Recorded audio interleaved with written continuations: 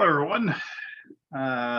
So it's yours truly. I assume Barry is on his way, and maybe Scott's on his way, and everybody else, or what have you. So while we're waiting for other people to show up, we'll just play it by ear here. And if you got questions or comments or what have yous.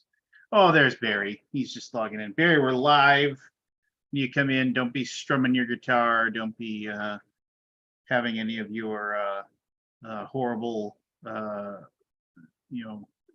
whatever eugenics memorabilia up behind you or anything like that.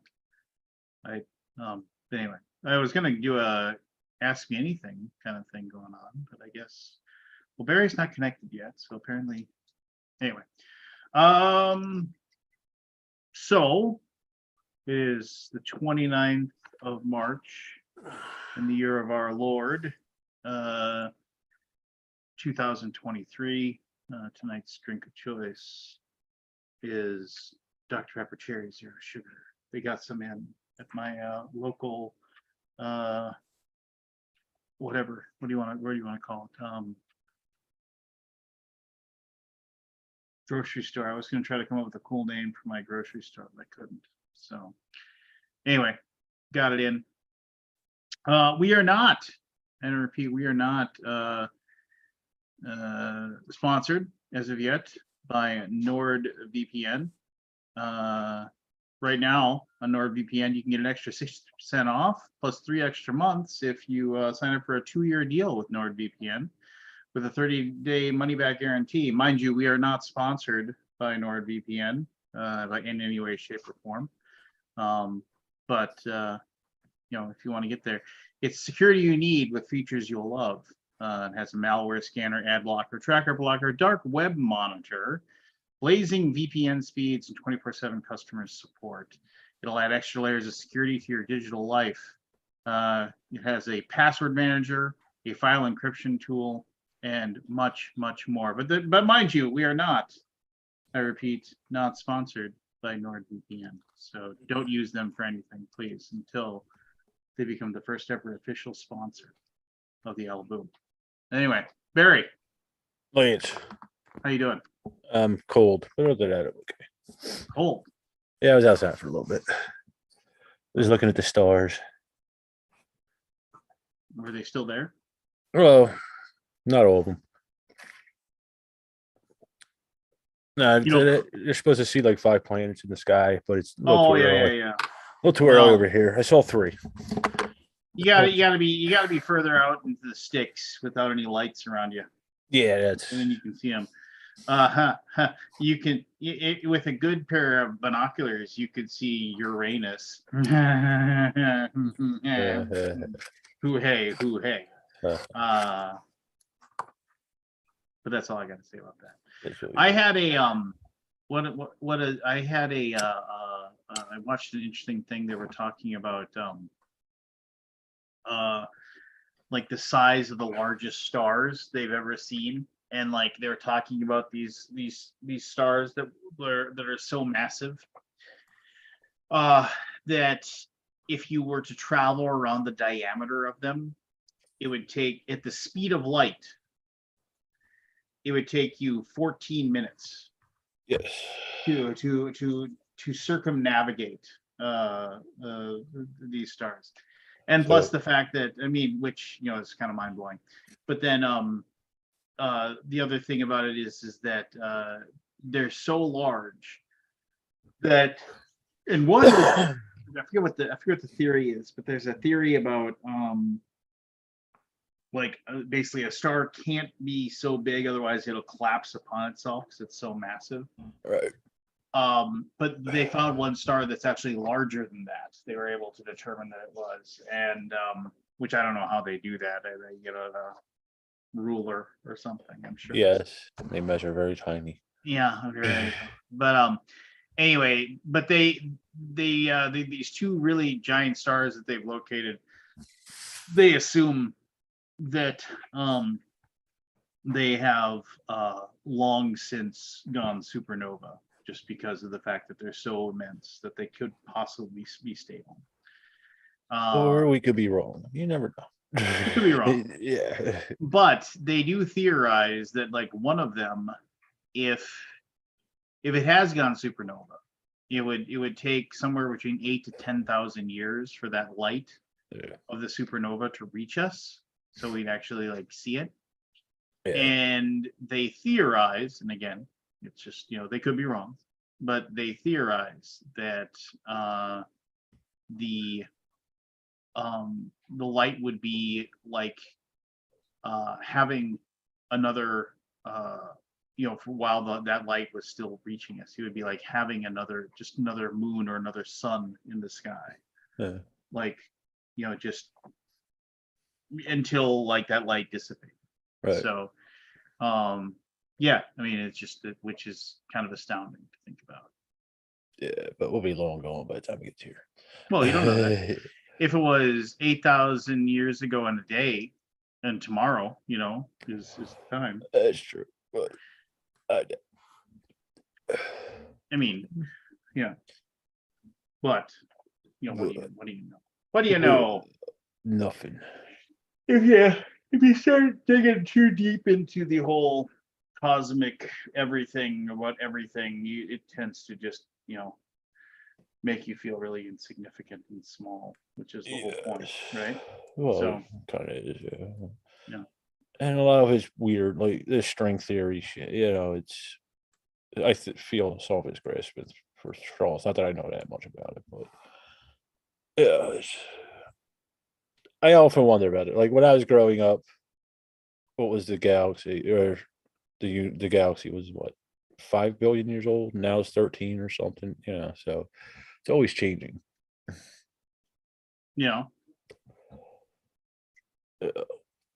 Well, I mean, then I was watching something else where it was like a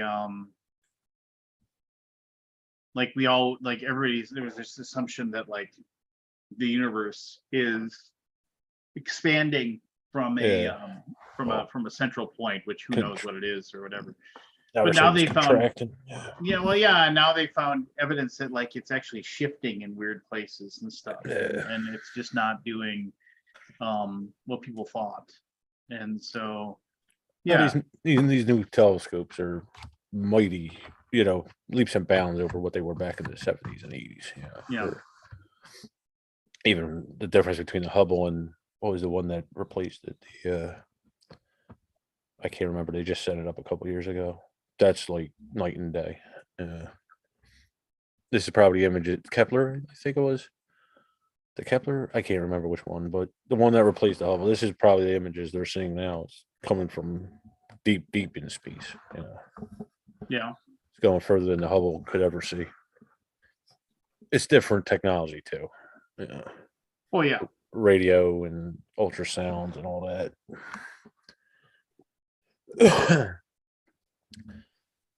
But it's all crazy. I remember one time, because like out of my lake cabin, when on a clear night in the middle of summer, you're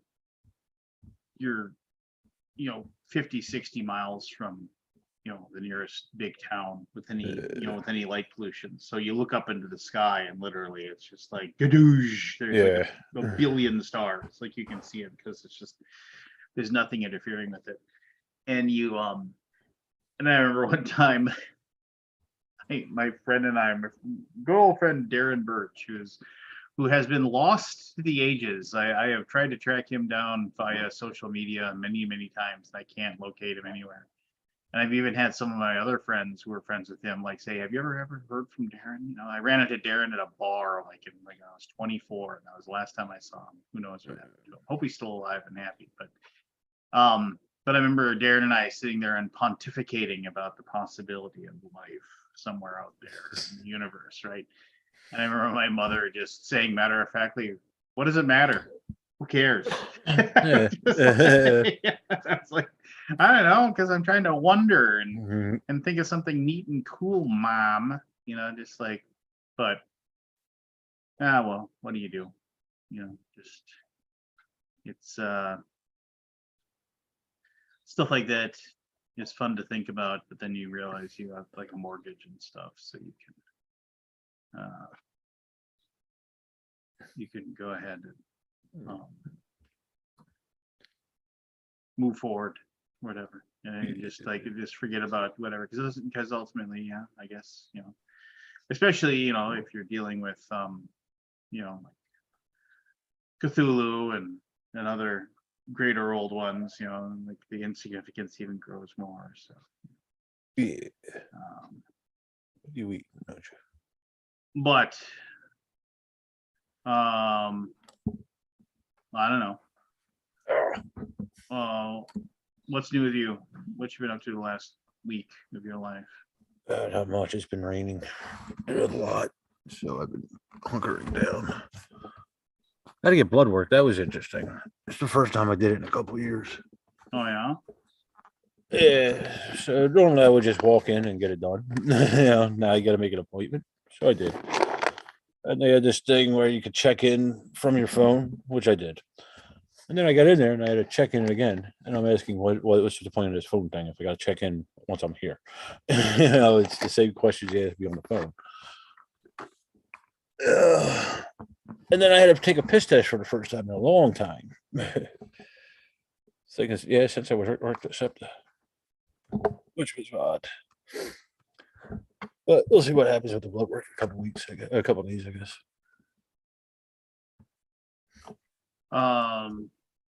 We just got lots and lots and lots of snow, even more.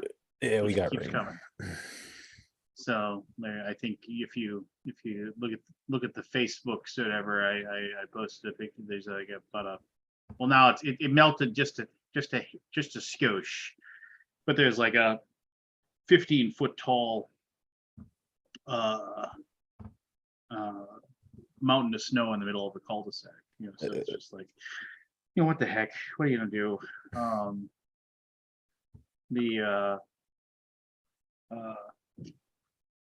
My son climbed it the other day because that's what kids do. Yeah. You climb it because it's there. I used to run my trucks through it after I plowed it sometimes. Nah. I haven't got snow like that here in a while.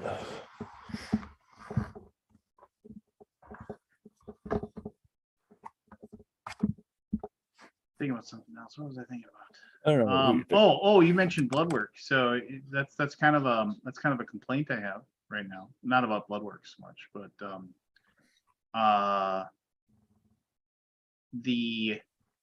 I had so I got blood work done. Like you have to test everything, make sure that my pills are doing the right thing or whatever. The reason that matters is because I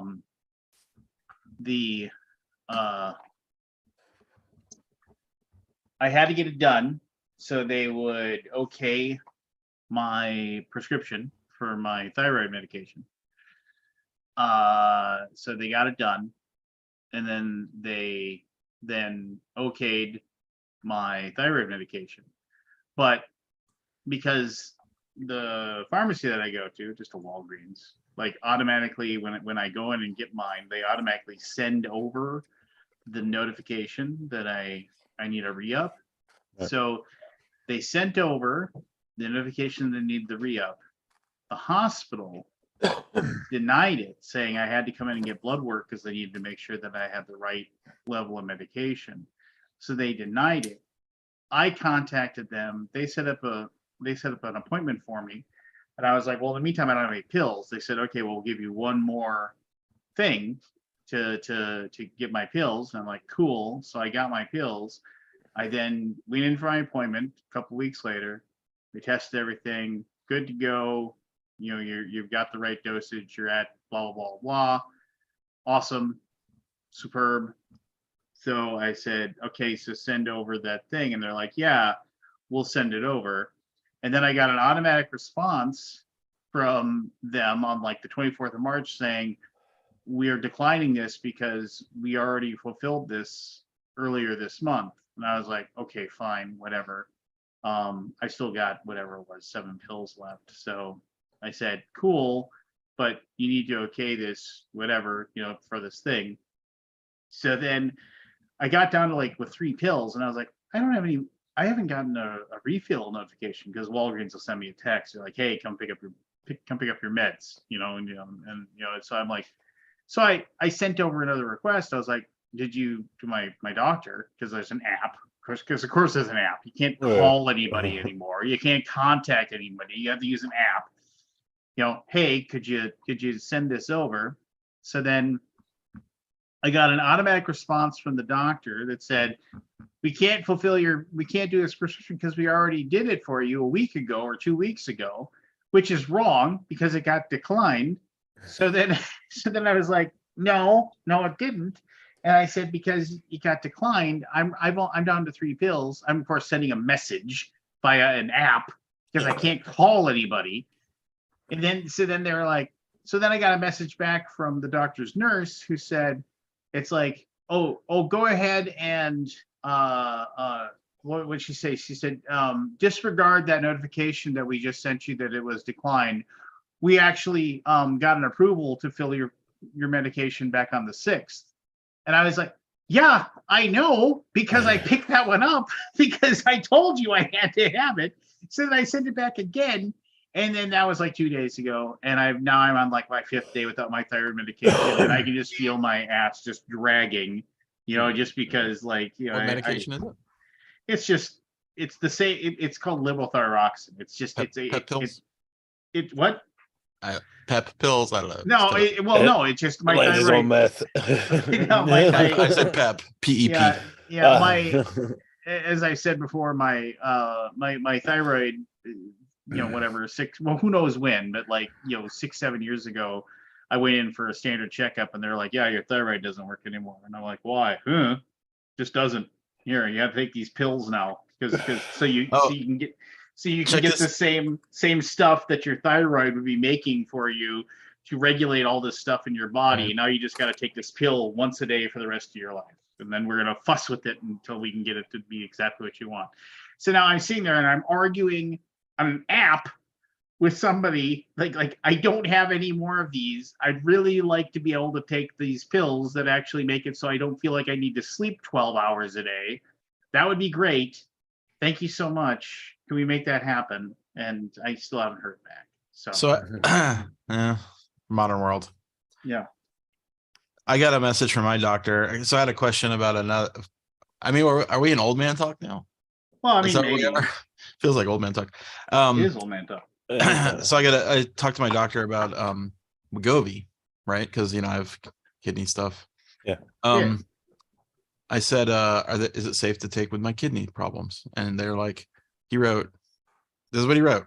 I'm going to read it verbatim. You tell me what you think this means.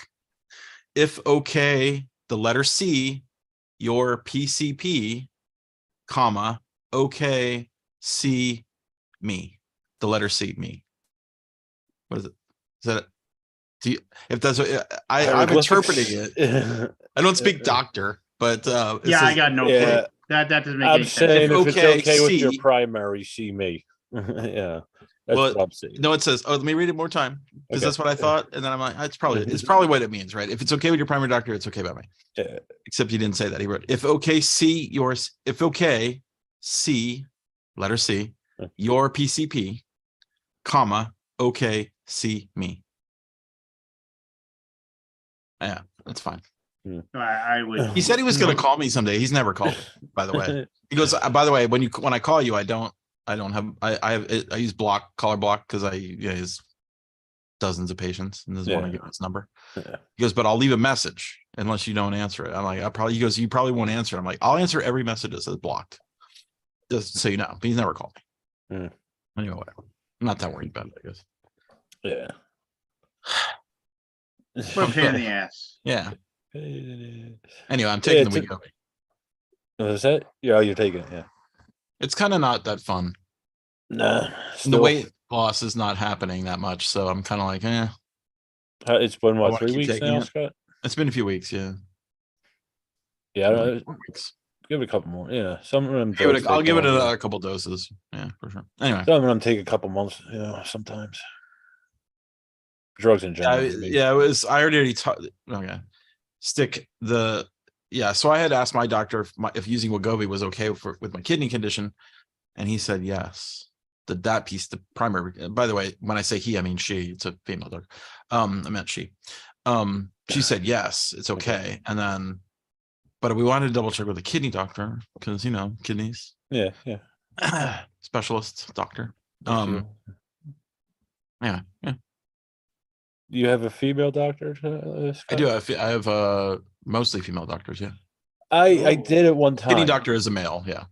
I did it one time, my primary, but I was going on the fourth female doctor, and I said, "Do you have a male doctor?" Because the other three got pregnant and left Oh, they they left.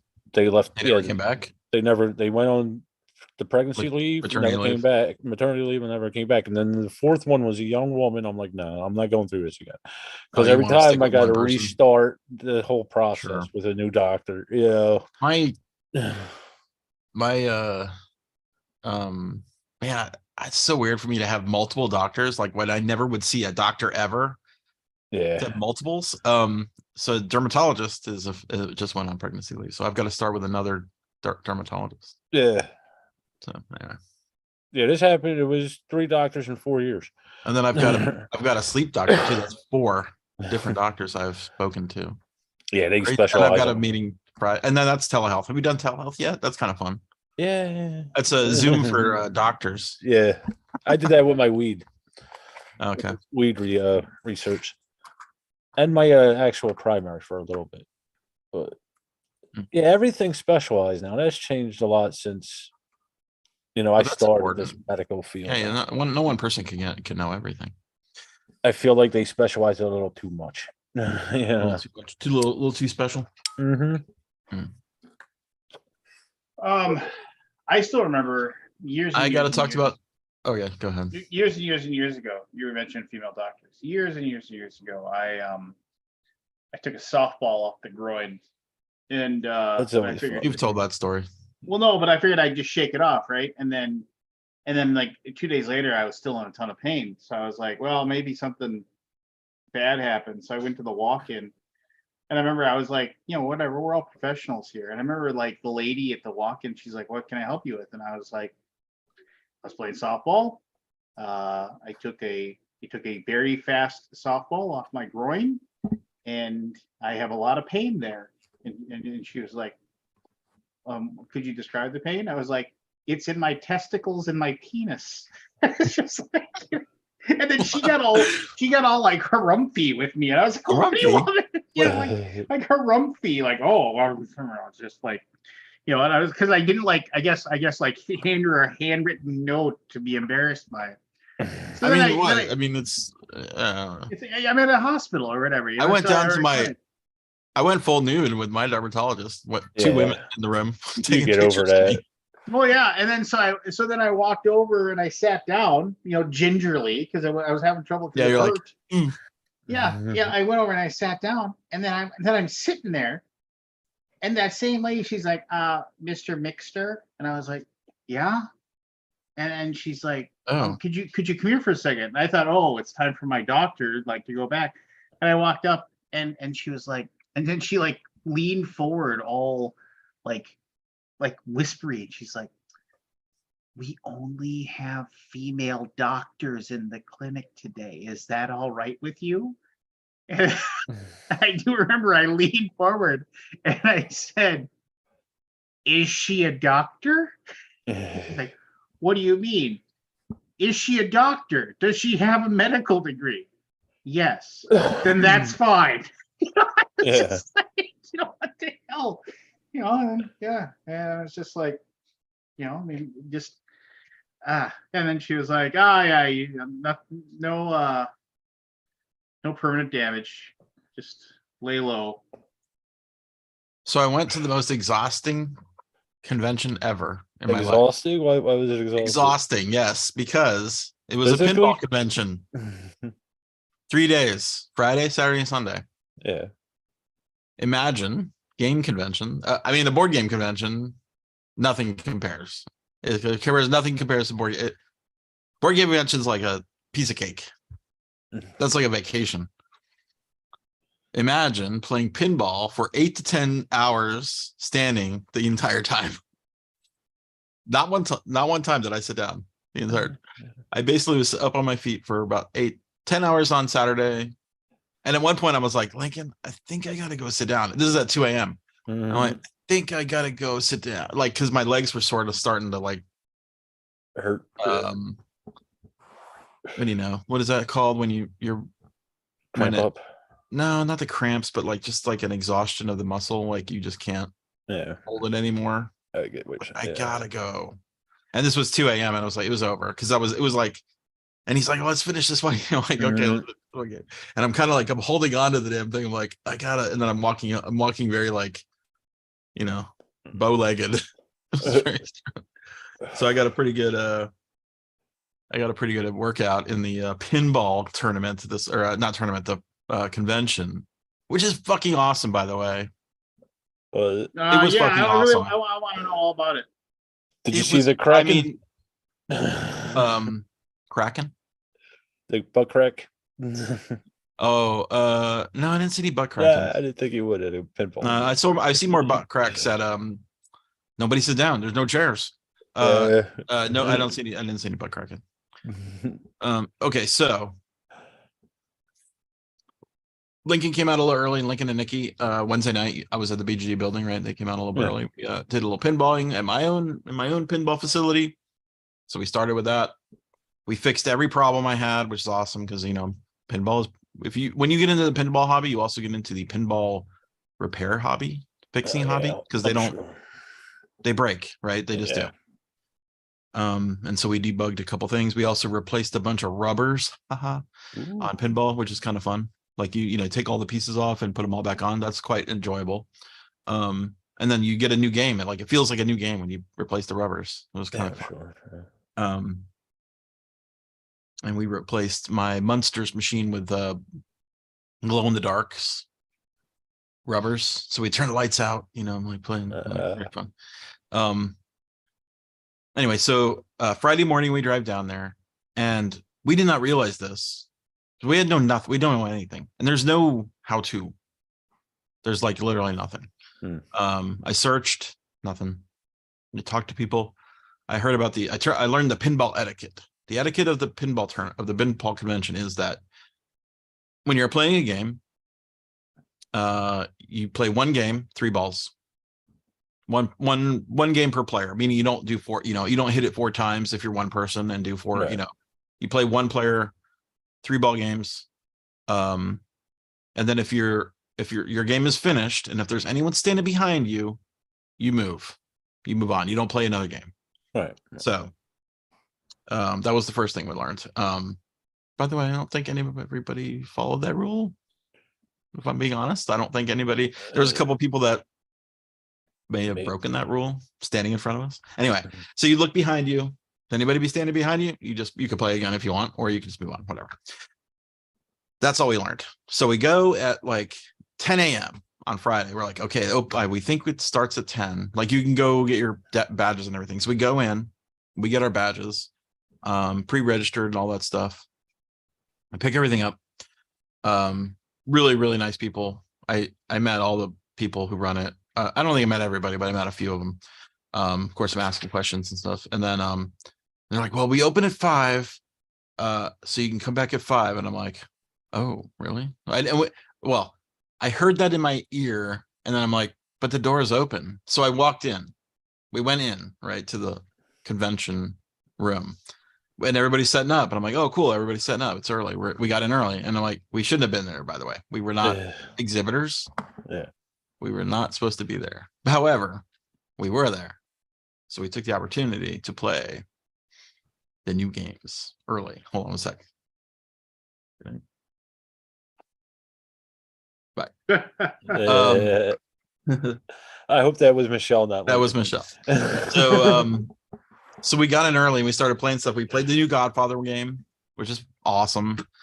We played, and this is basically with nobody there. So we were basically like, wow, this is a great pinball conventions are great. You can play everything. It's like, feels like this whole place is to ourselves. Little did I know, we were not really supposed to be there. Anyway, so we played a bunch of games and then we went to lunch and then we came back and everybody is lined up outside the room. And I'm like, what's going on? And I'm like, And I'm like, oh, it doesn't open till 5. And I'm like, oh, really? How do we get in there early? Well, if you have a red badge, you can go in early. I'm like, oh, okay. So we did not have red badges. By the way, if you bring a machine to exhibit at a pinball convention, you get a red badge and you can come and go as you please, right? So we waited in line and then everybody went in and the place was mobbed. I mean, it was like 1,000 people, maybe even more at once in that machine in the room. And then every machine was filled. There was, I think it was 400 and something machines total. Tons of new stuff, tons of old stuff. It was great. It was just endless amounts of games I'd never seen before. So we basically decided, okay, well, what's the priority, right? Like, let's play new stuff first. And then if we're, whatever, as we walk by something and we see a game we want to play, we would play that. So that was kind of the way it went. And the first night it goes till 1 a.m. Right. So we just went all night. We went to dinner, came back, more pinball. We got in the line for Pulp Fiction. Pulp Fiction is a new game, which is, by the way, awesome. Another awesome pinball machine. And we get in line and there's like maybe like 4 or 5 people deep, right? I mean, it's like this big just conglomeration of people, just sort of nebulous lines. And like there's two Pulp Fiction machines on this side and 2 on the other. And we just kind of like, we wanted to play the one with the topper on it, which has the Jackrabbit Slims thing on there. We get in line and there's like maybe 5 or 6 people in front of us and 2 guys are going back and forth playing. And holy shit, they played for like an hour. We waited there forever. And I was like, Lincoln, my legs are about to give out. And this was like around the 1 a.m. time frame where I'm like, let's stop. Because I can't stand here anymore. Anyway, so we did not move an inch. Like these guys were like pros. I mean, they're playing for like half-hour long balls. And I'm like, oh my God. So that was the first day. Came back the next day, then finally learned, the badge thing. I talked to the so by the way, the guy who runs the whole thing is a geek. He's like a board game geek. He knows me. He knows of me. I mean, and then he knows BGG. He comes to BGG. I'd never seen him before, but he knows the convention. He knows all the stuff. And so we had long talk with him. And he invited us to a special thing where we could play after the show to play once everybody's gone. So it was kind of fun. And that was at 2 a.m. It was at midnight. And so it goes till midnight till 2. And that's the exhibitor hour. And so exhibitors can play with nobody in the room, meaning nobody but them. However, that's still a lot of people because every game had to wait. So did you have to play quarters too as well? No, it's all free plays. It's all free play. Yeah. How much does a badge for this cost? The full weekend was $75, but it can be as low as 20, I think, for like a day. A badge. Like maybe a Friday pass. I mean, it's like, I think there's a stage like Friday is like 20, Saturday might be like 40. I think I'm not really 100% sure. I just did the day passes or the weekend passes. So yeah. It was $75 all in. I bought a t-shirt. I went to every vendor. There was probably like 15 vendors selling stuff. I bought a mirrored black back glass for my Medieval Madness game. And I bought what was my best things I bought? What else did I get that was pretty cool? There was you just start buying stuff and it's like, oh, I want one of those. I want one of those. It's like candy, right? Like, because there's little add-ons you can add on pinball. Like pinball has a big modding scene. Like you just can modify the games and like add stuff to them. Yeah, I saw some. Anyway, we're talking. I'm trying to get pinball at BGG Con. I'm making a pinball. I'm gonna make an attempt to bring a pinball room to BGG Con. So Jeff talked to the guy who runs the pinball convention, who's a new owner, by the way. He's becoming he's been doing it for 20 years and he's becoming part of the owner or I don't know how the structure is, either an owner or a proprietor. I'm not really sure. Right. But he runs it or help runs it. I think it's multiple people. Anyway, he's going to come this spring. We're going to talk. We're going to try to do something at fall. because the crossover board games and pinball are like so similar. You're not surprised. There's a whole bunch of Yeah. rules you got to learn, and to play well, you got to do what it says. You got to follow the rules. That's pinball. So Yeah, it doesn't surprise me. I played all the new games. I played Pulp Fiction. I played Godfather. I played Scooby Doo. I played Fathom. I played Queen. I played GTF was Galactic Tank Force, and I played Final Resistance. I think those are all the new ones. It was like 6 new games that came out in the span of a couple months. How many of them are you buying? All of them. I bought a Godfather. A Godfather? And I played Foo Fighters, which I'd already bought. I pre-ordered that. So 2. How much difference can there really be in a pinball machine? There's so much difference. I know you can move the paddles and the yes, you can all bumpers and flipper. that, The flippers are constant in pinball, but it's like, you know, I gotta go tuck my son in a bit. I'll be right the back. layout of the flippers, you know, flippers can be multiple flippers. You can have 2 flippers or one on the higher. What, you know, like you can have one on the left or 2 in upper lefts and right, and there's lots of variations of that stuff. Like every game I have that plays different. There's no 2 games the same. Really? No, not even close. I figured it. You would think, oh, this is similar to that. Yeah. They're all different. Technically, that's a lie. 2 of my games are basically the exact same. They're Metallica and Guardians of the Galaxy are almost identical. Not rules. The rules are completely different. However, the layout's the same. Like all the physical layout, it's all identical. Yeah. Huh. But yeah, there's so much variation. And then I met also one of the lead producers at Stern. He's a board gamer. He created a board game called Nobleman. Actually, I need to tell Lance this because he might know him. And I talked to him. I said, I want to pick your brain about pinball. And we sat down at a table, and I just asked him like 100 questions. Not 100, but you know, like we spent like a couple hours just talking. Yeah. And learn a lot about pinball and how they make pinball games, at least from a high level. I still want to go up there and see it. Very curious how the manufacturing works. And then also he's a coder, and you know, I'm like, I want to know the code. I want to know more about the code. I mean, I kind of know a little bit from what he told me. And then talked with him, and then I met one of the lead guys at Jersey Jack, which is the guy who made the Godfather game. And talked to him, and he's a board gamer. Like, what's going on? They're all board gamers, dude. I mean, I was stunned. And then we met some streamers who knew Lincoln and Nikki. They watched Lincoln and Nikki. A quality show. And we met streamers from Seattle, and we went early to the night before we went to Cidercade. So Cidercade's a local arcade here in Dallas, which is pinball and video games, but we just played all the pinball. Yeah, Nobleman is an older game. The Dwight, what is his last name? Cannot remember his last name. Found it. Dwight Sullivan. And he's like the one of the lead guys at Stern.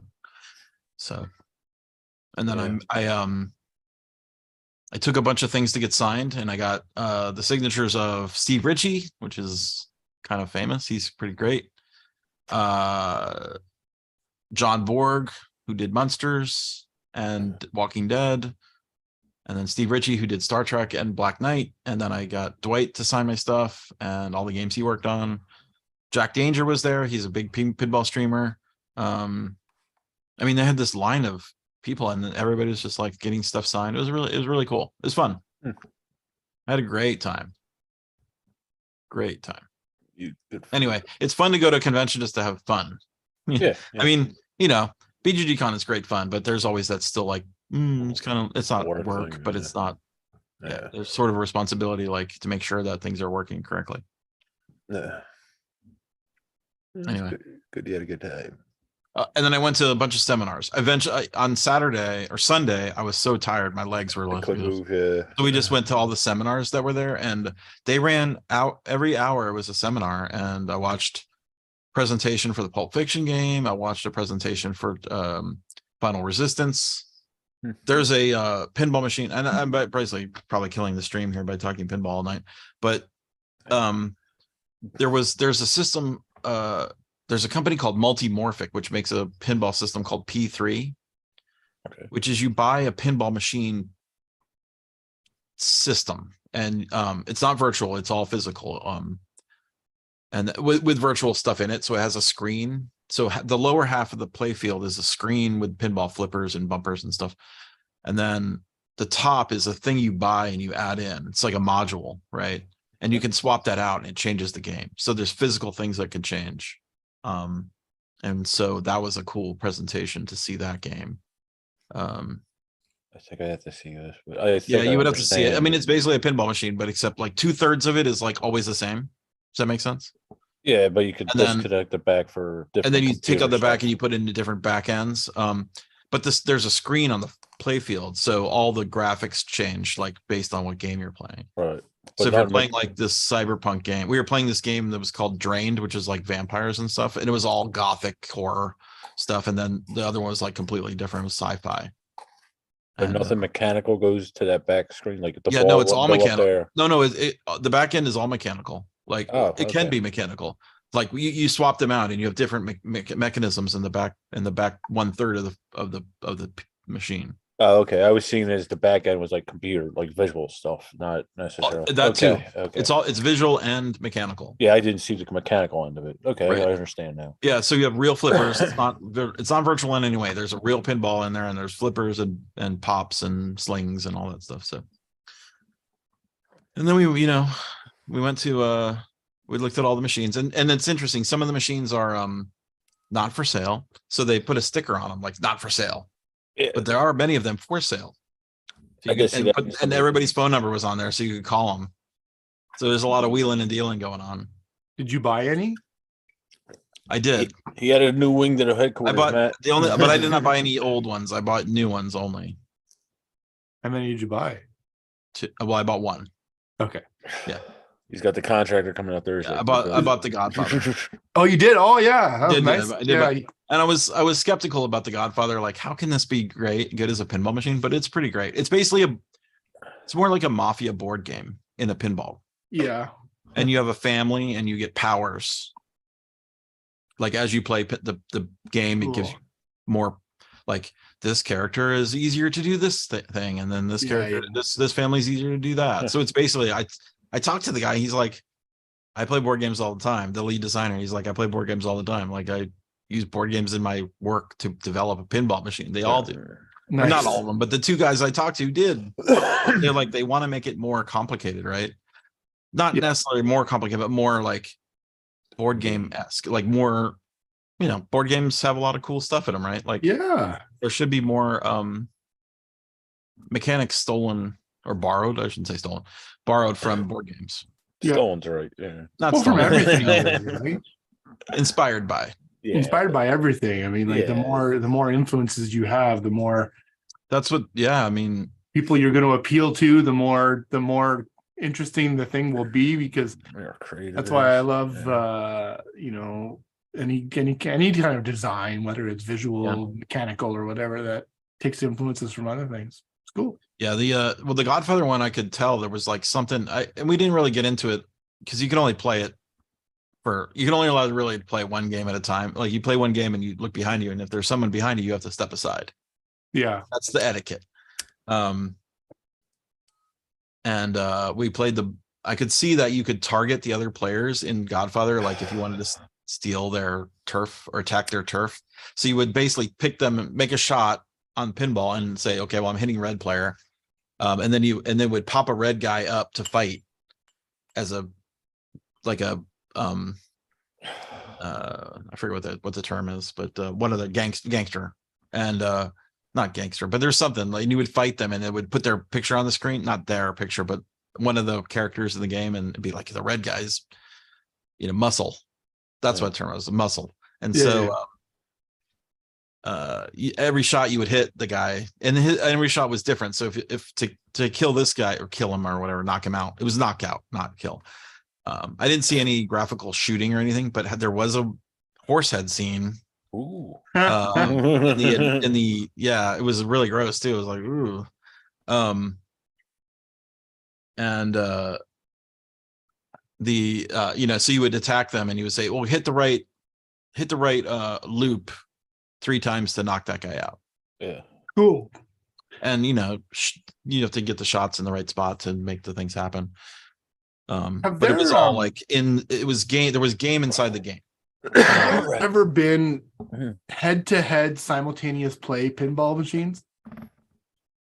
What do you mean? Like I shoot a ball So, up to you? And, The way I'm thinking of is there's certain paths that will go from your pinball machine if you shoot the ball through this thing and it goes into the other person's.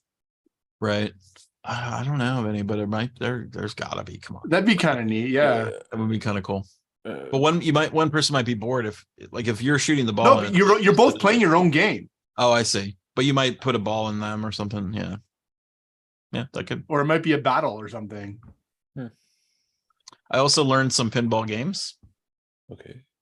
The first one was called Like board games? no games like playing pinball, like a competitive game like me and you would play, not just the score. It would be beyond, it was something else. It was I think it's not freeze ball, but it was freeze tag. And no, it's not. It's like freeze ball, stall ball. It was called stall ball.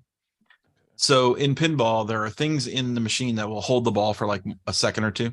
Yeah. Like it'll go, you go into, it'll go, and then it'll kick it back out. So that's what's called the stall. So let's say a bunch of people playing, everybody kicks in $1 or $5 or something like that, right? And you play, and you don't get to leave the position of flipping without putting the ball into a stall. And then you walk away, and the next person behind you has to come up and take the game. And if the ball drains on you or it tilts, you're out. Does that make sense? Yep. Yeah. And the last person standing wins all the money.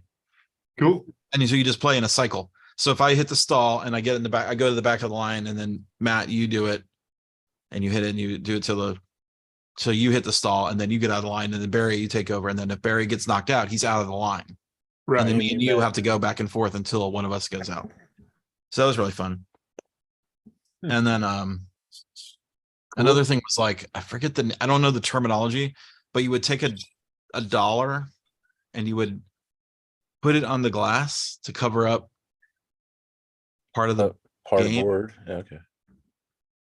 So that you would try to get the other person to lose the shot. I don't know. I'm not exactly sure the rules, but you would cover up part of the pinball game with $1. Huh. Does that make sense? Yeah, it does. Okay. I'm not exactly sure the rules of it, but that was the idea. I didn't know there was like external rules to pinball like this. Well, you just make whatever up when you Yeah. And then there was 10-minute, not 10-minute, but like 2-minute tag. Like 2-minute. I don't know exactly how it works, but basically Like a tag team.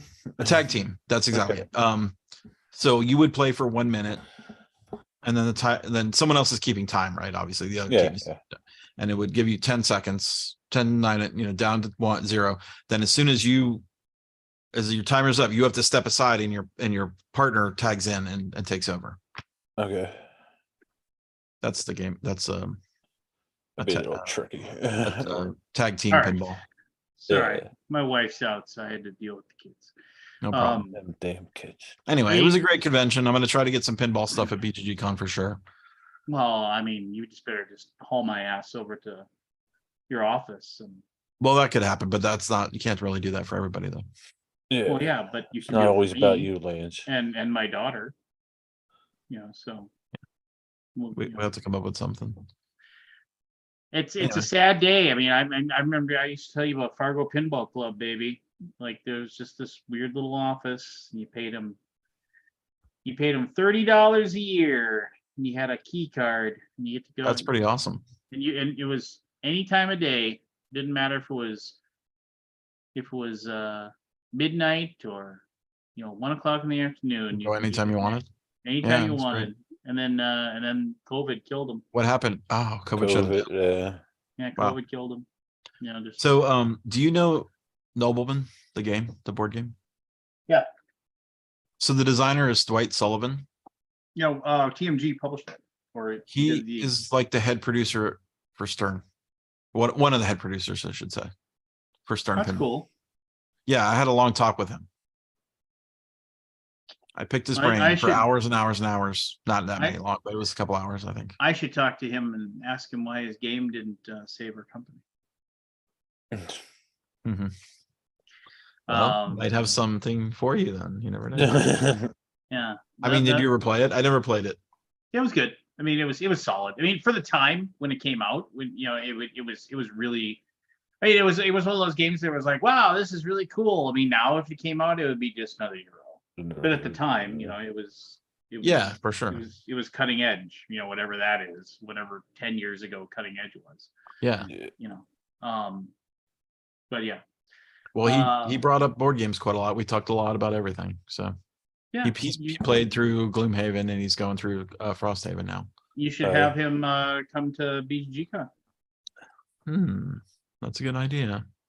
You probably already. I might already have that in process. Yeah. Well, I mean, just that's why I'll work as a part-time consultant for you. I'll be your idea man. I'll just pop my head in a doorway. You should probably invite him to BGCon. Send the check too. Yeah.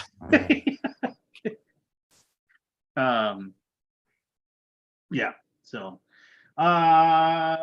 what's that? Oh, no, so I was gonna see this. Is there any weird like wheeling and dealing that goes on there? Like, do they? Do 100%. Every game, honestly, and I tried to wheel and deal at the end there. They have a cool contest the whole time. They do this best version of a game. Mm-hmm. And they have a bunch of categories, and the game of the show for like best, you take a game, fix it up. I don't know what you call that, like restoration, let's call it. Yeah. Best restoration. I don't know what the actual name of the category is, but the one that won it was Fishtails. Do you know that game, Fishtails? Yeah, I know that game. Yeah. Well, sitting next to that was a pristine Indiana Jones from Midway. And I never played it before. And I played it. I'm like, oh my God, this is awesome. And it said not for sale, but I got the guy's name. He's right there. And when they announced the Fishtails guy, he comes up and he was standing by the machine and I saw him. I put two and two together. I said, are you the owner of this Indiana Jones? And I said, I will buy it if you want to sell it to me. And they're like, no.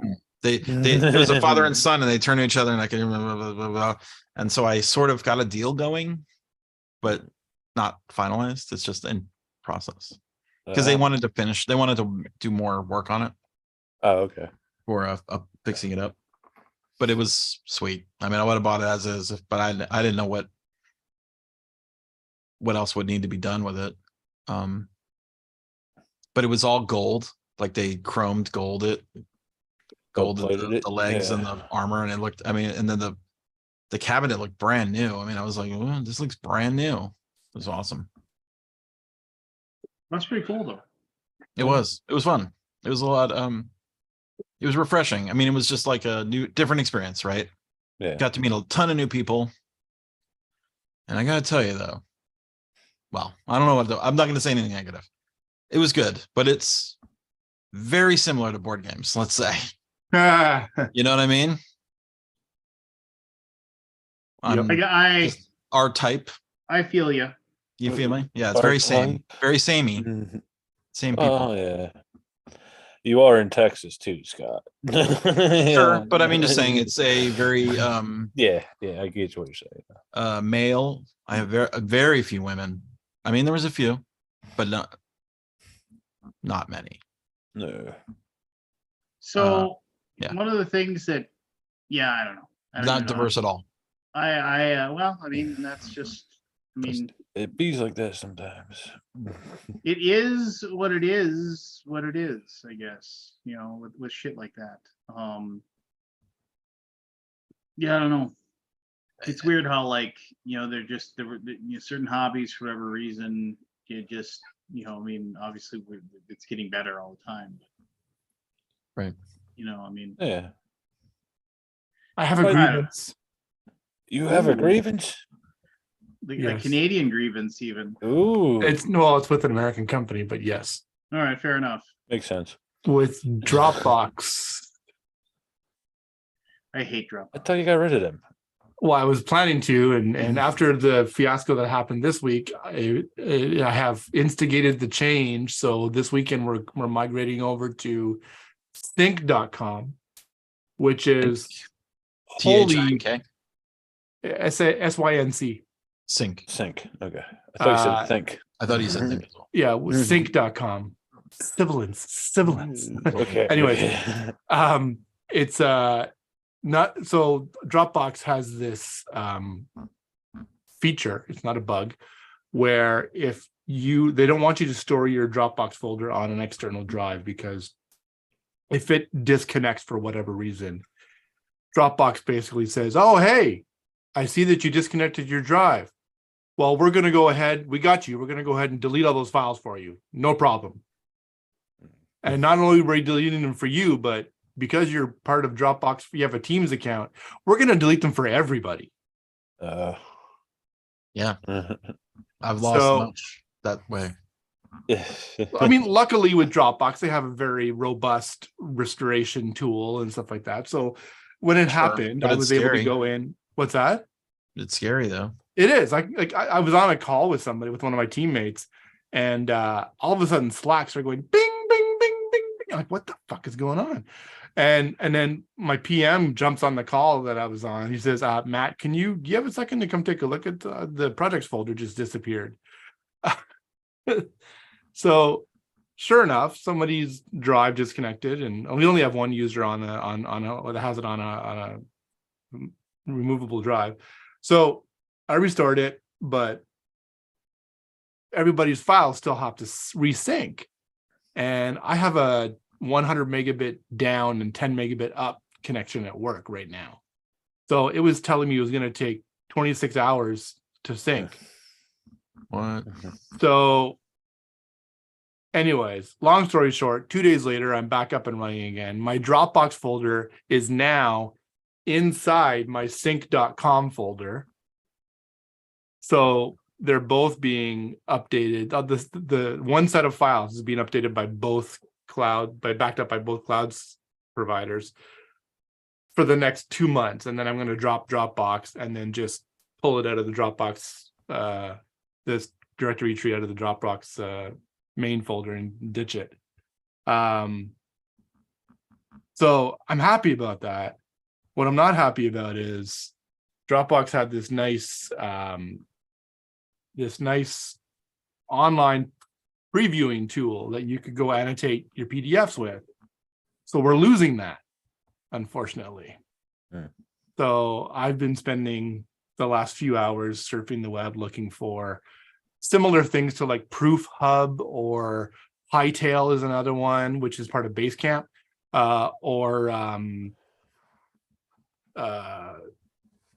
there's a bunch of other ones. But they all want like money by the hundreds, because it's going to be per month, because it's going to be like $35 per user per month. I'm like, I don't have that kind of money. Yeah. So I kept looking, and sure enough, I found the solution. Quickreviewer.com, $35 a month, unlimited team members, unlimited reviewers, unlimited documents. So Not bad. yeah, for not 35 per member, it's 35 for the account. So that's good. And I just uploaded. And the really cool thing about this is when you can upload a new version of a document and say, hey, what are the differences here? So you can do a side-by-side comparison of the last version to see like, oh, you didn't change that thing on the diagram because it's still here in this new version, which is really handy. Anyways, it's been a very trying week so far. But I mean, I'm giving Dropbox $1,300 a year It's a lot of money. for all my team. So think.com is cheaper. It's wholly Canadian, which is great too. All the data resides in Canada, which is good because we have some nice good privacy laws here. Yeah, Net neutrality and all that jazz. So there's that. Remember when that was like the big call to action? Like they're going to get rid of net neutrality and everything, Yeah. and then everybody like lost their minds for like 5 seconds, and then everybody was just like, well, "Man, apparently there's some new thing now that in the States that they're saying that they can basically own everything, the data in your house too. Own access to the data inside your house, like your routers and your switches and all that shit. I don't know how true that is, but anyhow, no idea." I'm super happy that I have a new solution now. So That's good. it was a shitty few days because I brought my external drive home that I keep my, like I have an externally powered external drive, so it never goes down. So I never have this issue with Dropbox, but so I brought it home to my faster connection here to copy everything over to it. And you know when you get like too close to something and you're tired and you start making stupid mistakes. Yeah. So you unlink Dropbox. I moved it over to my sync folder, and it was time to relink the Dropbox folder in its new location. And you don't point to the Dropbox folder, you point to the folder that the Dropbox folder is in. But stupidly, I'm like, oh yeah, my Dropbox folder is right here. Click. And I said, yeah, go here. That's where it is. Sync. Go to bed. This morning I wake up, come downstairs. Well, sorry, we weren't able to back up. We weren't able to completely sync. Your drive is full. Like, how the fuck can my drive be full? So I have my Dropbox tree of folders. And inside that Dropbox main folder is another Dropbox main folder with a full, well, as full as they could get until my drive filled up. So yeah, it wasn't too bright. In my defense, I was operating on little sleep, but Yeah, it happens. yeah. Oh, I got a really cool t-shirt. I ordered some guitar t-shirts in the mail. You get t-shirts for your guitar? Well, not for my guitar cold in the guitar winter. memorabilia type thing. Oh, Rev amps. Cool. Yeah, it's cool. And I got another one. Actually, he got delivered to the wrong suite at our office. But the guy called me today. He's like, yeah, I got a package here for you. So it's Walrus audio pedals, audio effects pedals. And it's like a super retro 70s yellow t-shirt. Are they still around? Pardon? Are they still around? Walrus? Yeah. I don't know. I'd never heard of them. I'd never heard of Rev either. But I didn't want to get like Fender or Gibson or Mezza Boogie and stuff like that. Wouldn't mind a Mezza Boogie amp, but yep. So cool. Things that Make you make go me- no, things that bother me when I get a We UPS don't have shipping time for this, notice. Lance. No, and I get a UPS shipping notice, but I have absolutely no clue who's sending it to me. Like, I mean, and it's just like, you're just like, I mean, it's like probably like a Kickstarter or something that like, that I haven't been paying attention to. But I mean, why is it when you get a tracking number and it gets sent to you and you go to UPS or whatever and you go in there, it's just like, oh, it's on the way from Jackson, Tennessee. Who's it from?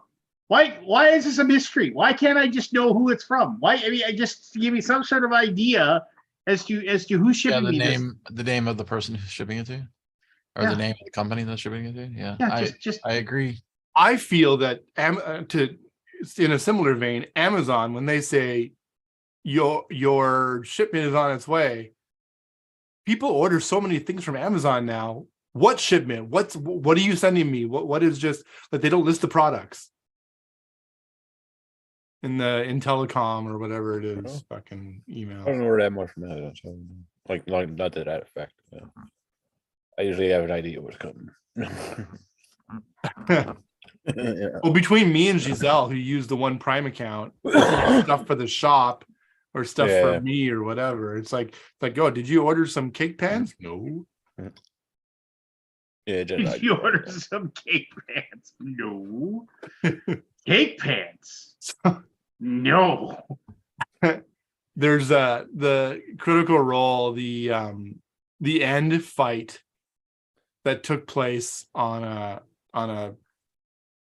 kind of like a half destroyed Titan was taking place, and Matt Mercer pulls out these elevated platforms, and I guess he had just gotten engaged a little while before that. So when he pulls them out, people are like, "Are those cake pan or cake tier or trays or whatever, cake stands?" And his now wife said, "Oh yeah, when they showed up, I thought it was like for the wedding." But no, it was for his D&D game. Cake stands. Yeah. Yeah, for his Oh. to make his battle. Right.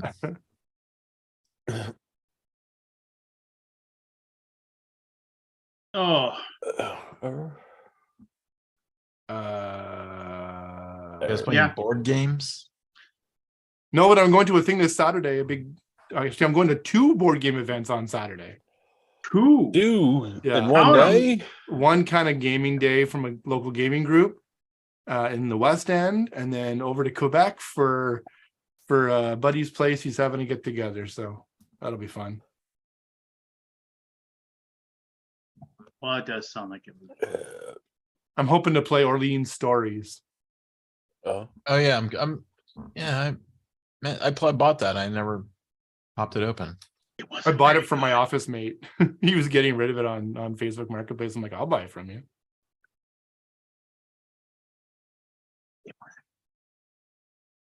it wasn't great. Is that what you're What'd you say, Lance? saying? It was not a very good game. No, What was not good about it? I don't know. It was You're just talking it to was, Lance. it was rushed. It was trying to cash in on the legacy thing. You know. oh really? I mean, Oh, is that what it is? In a way, yeah. It's You don't legacy. have Yeah. any idea what it's about? Me? No, I'm just Orleans. Mm, I'm the guy that they were marketing to, apparently. Barely. I just, Yeah. Go ahead. I guess Orleans has that staying power. Does it? I mean, how many spin-offs does it have? 2, A lot. Really, that many? Intrigue and Stories. No, I think there's more than that. No, Is it- there was the there was the God, you're gonna make me remember this now. I mean, I am. gee, There's let's see, Orleans, and then there was the like the cooperative one, and then there was the intrigue one, which was Oh, like, see, I have the box that has them both together. That's why. Invasion, Invasion. Trade, Intrigue. yeah. There was one that was like you Um, were more mean and nasty to one another, and then there was one where it was like That's you probably the were Intrigue, right? cooperative thing. Yeah. Yeah. So there. Yeah, I guess I have them both in the same box. Maybe. It's the Probably. Yeah, I think The they made blue a box. master box. Invasion also has Intrigue in it. Maybe it doesn't actually. Maybe I am missing one. I mean, it's been a while. Yeah, Invasion and Trade and Intrigue. Invasion's There was a fucking ton of hard. promos. Is that We- a co-op? We played it twice and we just got decimated both times. You were reduced by Reduced by 1/10? 10? Wow, Here we that's go. pretty crazy. That is not what that means. That word, I don't think it means what you think it means. The classic to decimate means to reduce by 1/10. That is it is from an archaic old definition that like as a punishment to a group of soldiers, they would say they kill 1 out of every 10, and then the 10 had to pick the 1.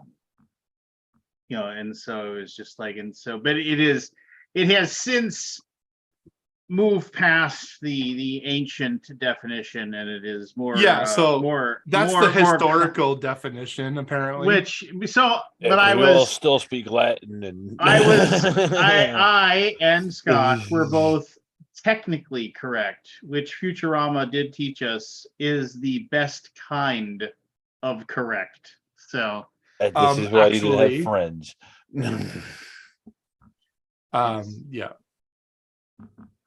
Yeah. Anybody going to see the D&D movie this week? Ooh, I would like to see that. Is it? Me too. Yeah, we are. don't I'm probably going not. to To it the with theater my for that? family on Yes. Sunday. We're going. So Right on. Right on. I was actually thinking about renting a movie theater. Was I saying this last time? Did I talk about Chris Pine and his D&D game that he had with his parents? I don't Was it believe you guys I was did. talking to this about? No. So Chris Pine, the guy that plays the bard in the movie, his dad is the actor that played the commanding officer on Chips, Right. Okay, yeah. and he played and his mom's an actor too. But he played D&D with them, and they're like, it's like 11:30. We need to go to bed. Oh. That's cool that they could have. I think they're like 85. Was it filmed at all? It's No, kind of cool. I don't think so. Oh, I don't think I was so. gonna say it interests me with the actors and all that they have their life filmed. Yeah, Well, Thank and then Michelle Rodriguez, I think that's her name, the girl from Fast and Furious. yeah. She's the barbarian, and she's saying that somebody asked her, did you tell Vin Diesel that you were going to be in the movies? She's like, yeah. I went over to his house and he opened up his closet and there was 4 feet of books. Yeah, he's a big into D&D too. amateur. Yeah, well, Lance, you're in your own class, I think. You could replace your foundation with Yeah. books. We gotta get rid of a bunch. Yeah.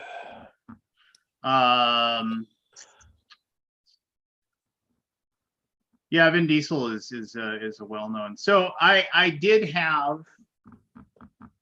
I mean, I don't have like I'll say this: if I ever didn't attend BGG Con, I'd probably feel sad that I didn't go to BGG Con.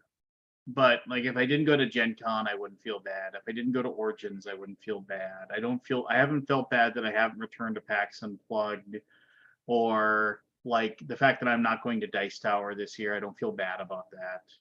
I don't feel bad about those. And I also don't feel like any kind of weird like jealousy over not attending another convention. I have decided I have serious jelly and FOMO over the fact that I did not go to GaryCon this past. I'm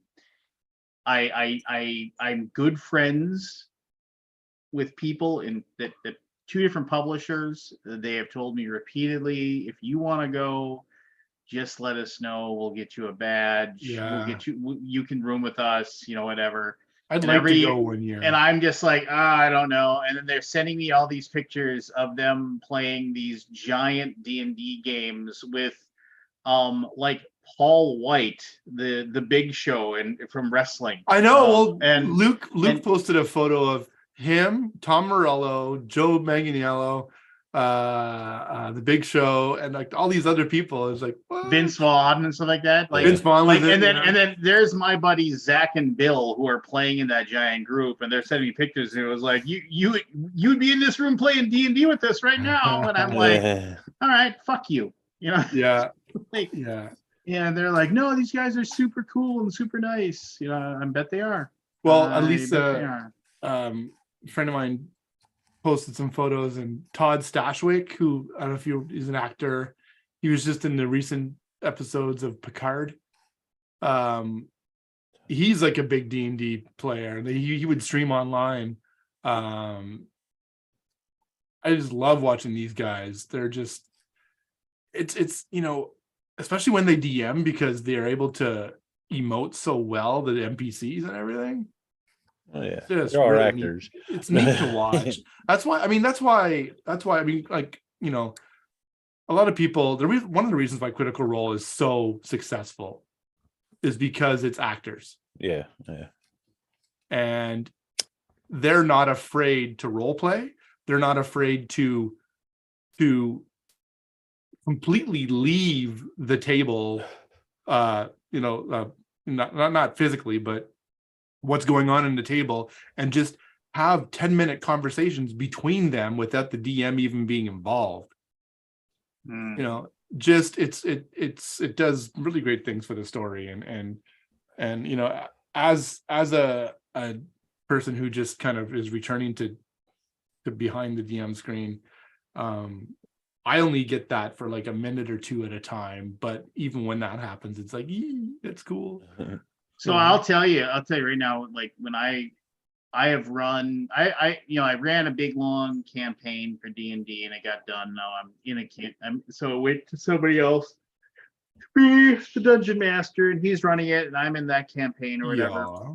And the ones, but I have played 4 Call of Cthulhu one shots. Like just when we didn't play D&D, I've like come up with a scenario, and and then we make characters, and then and we go through it. And I'll tell you, I've had more fun. I mean, there's something so freeing, and also the best part about that is that each person that when they've played have gotten so in depth into the person that like they're sitting there, and like when you're running the game, they'll like for 20 minutes you won't say a word, because it's them just talking to each other in character and just like trying to decide. There was this fabulous session that we ran, and I got a buddy who rarely dives into the role playing, but like he was like this like graduate student at Arkham University, and then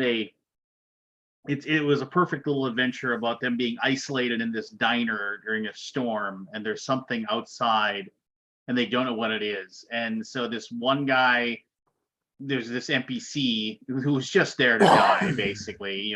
He's used there as a plot point, and he says, "Well, I got a flashlight out in my truck. I'm gonna go get it. This is stupid. All of you are stupid." And so that he runs out in the rain to go to it, and then everybody sees the flashlight turn on inside his truck like he's testing it, and then they hear a scream, and the flashlight goes out. And so everybody's just standing there staring out the window of the diner. And then finally, like my buddy, he's like, "Okay, I get I put my jacket over my head so I won't get wet, and I go running out to see what's going on," because he also was like, "We're worried about nothing. This is stupid." He was playing his character being foolhardy, and of course he gets there, and like the side of the door has been like the door had been ripped off the hinges, and there was just this splash of blood there. He's He's That's just awesome. I go around the side of the truck, and I turn around and I come running up to the rest of the diner. Just like, let me in. Just like, we need to get out of here. Yeah, no, everybody had a good laugh, and everybody enjoyed it. And we were supposed to play tonight, actually, but we didn't, because one of our dudes is selling his house, and they're doing the photography tomorrow for the house, and he says, if I go to games tonight, I may not be married tomorrow. No, but seems like, well, if that's what he wants, seems like a really easy way to get out of it. So two of my players named their characters, and in a way that if you say the name together with the first name last name, it's like this juvenile high school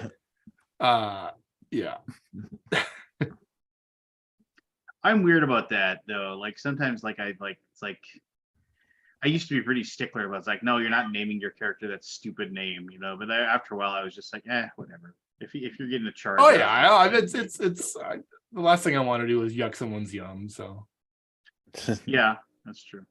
All right, hold on. I gotta go check on my daughter, make sure she's getting ready to go to bed as well. I'll be right back, and then we can do initials. Ooh. Oh So how's the guitar going, Matt, with the blues? my God, it sounds so good. Oh, you got the electric back. Yeah. It's like, it sounds so nice. The action is like look Wow. how close that is to Yeah. the fucking fretboard. Yeah, that's It's amazing. It's what I'm- $300 get you. 300. How you said how much does it cost just to run it on that Plex machine? I did look into that. The That's- Plex machine, it's so yeah, the Plex machine was that's all, that's what they did, $300. Just to run it, to scan it, or to So actually no, file what they do is, did you watch the videos? Yeah, It's cool, eh? It's So- amazing and scary that we need something that precise for something that moves so much.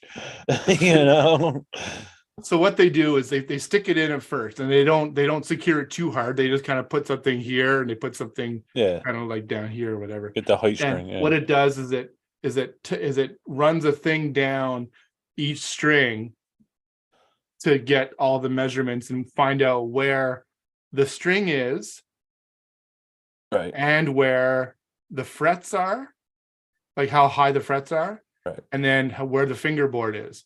So they'll touch it. The little mechanical finger will touch it everywhere, to depress it everywhere, and then it creates this map, right? And you can explode the scale of it, so it really kind of makes it obvious where the problem is. And then I don't know how they tell it to do what they want it to do, but depending on how you like the action on your guitar, depending on how this, that, and the other thing you like, things kind of thing, they say, okay, they tell the machine to go in and fix this, that, and whatever. So what it does is it'll go in and it'll mill your frets down, Right. to each fret down to what it needs to be, so that you don't have any buzz or anything. Right. So it's yeah, it was like night and day. Literally, this is probably the action on this right now. For those of you at home, action is the space between is how far the strings are from the fretboard. Low action means it's close, and then so the action on this is Quicker probably play, 1/3 of what it used to be. A third. Wow. Yeah. That's a big places. jump. Yeah, it's huge. It's huge. And I was talking to him about the bubbling and stuff, like the finish bubbling and all this paint crack. And he's like, well, Strats look better without paint anyways. So when they look beat up. And he was telling me, I don't know if you could see this, but there's like, do you see this light area here? Yeah. So he's basically saying this, there's like, you can see the change from dark to light. He's like, this whole back end, like from here to here, is basically hanging on because it's attached to the other paint.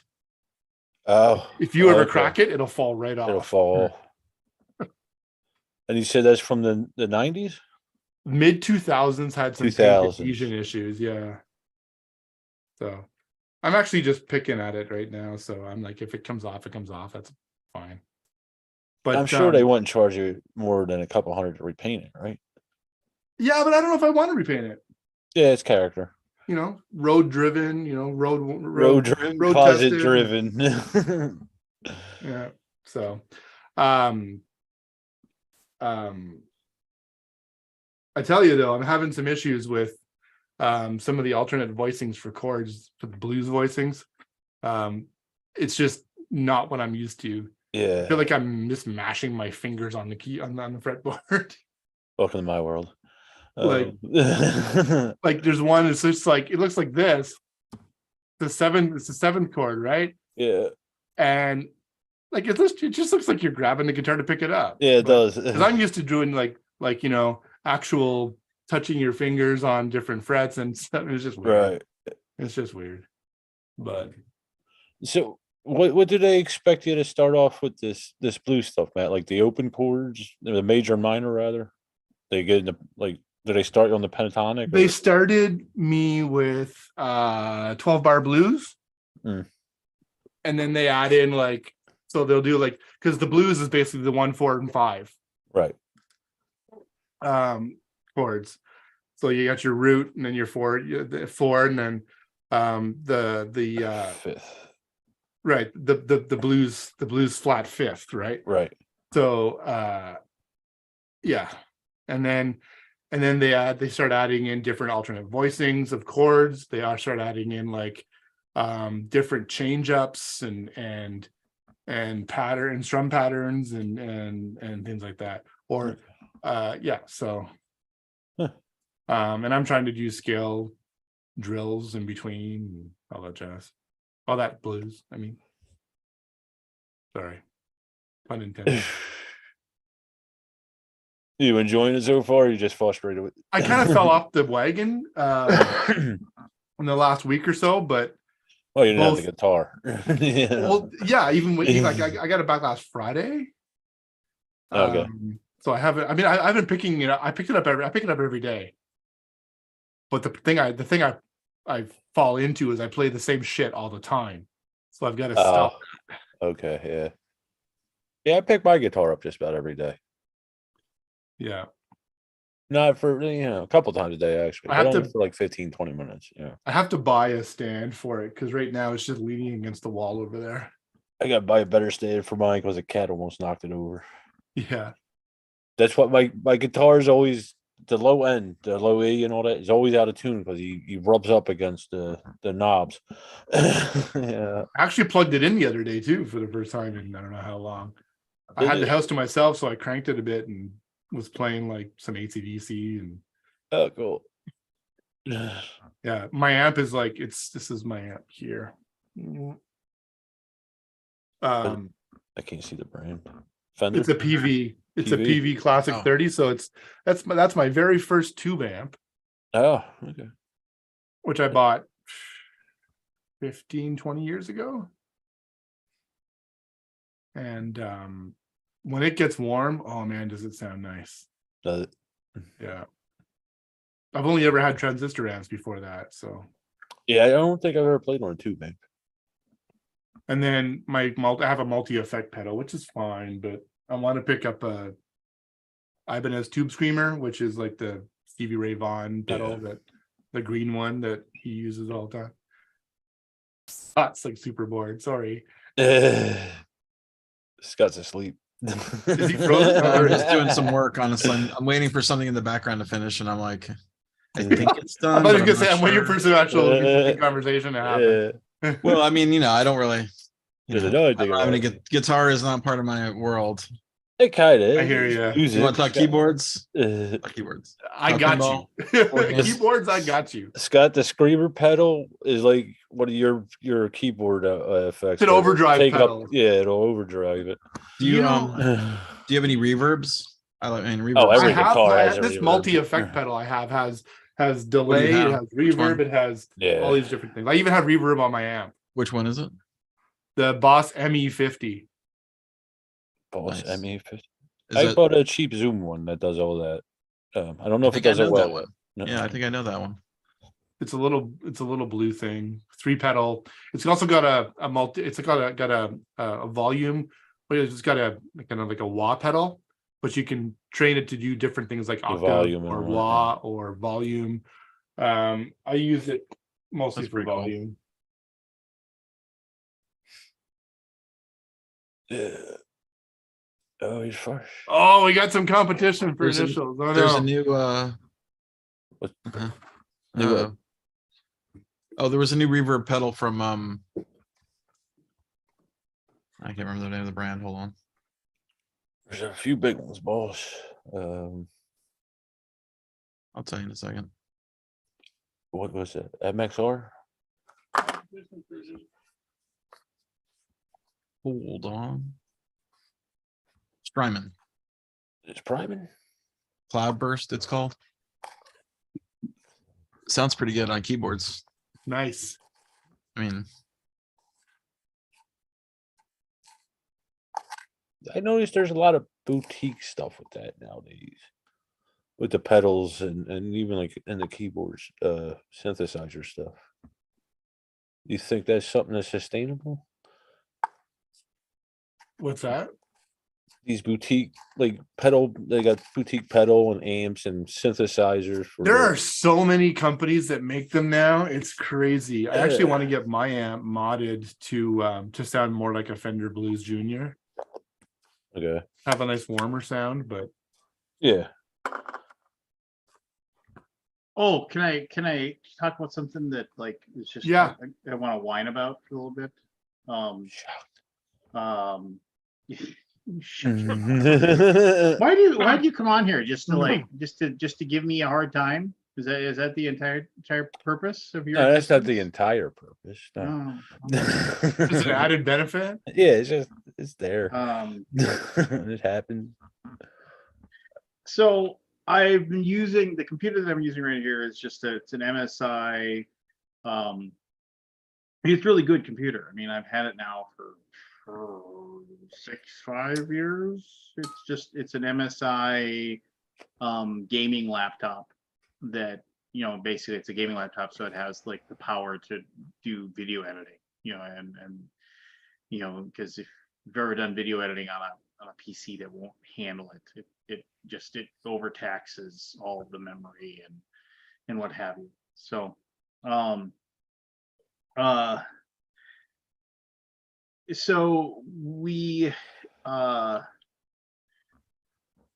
I got this, and it's not really showing its age or anything like that. I mean, all the games that I play on it work just fine.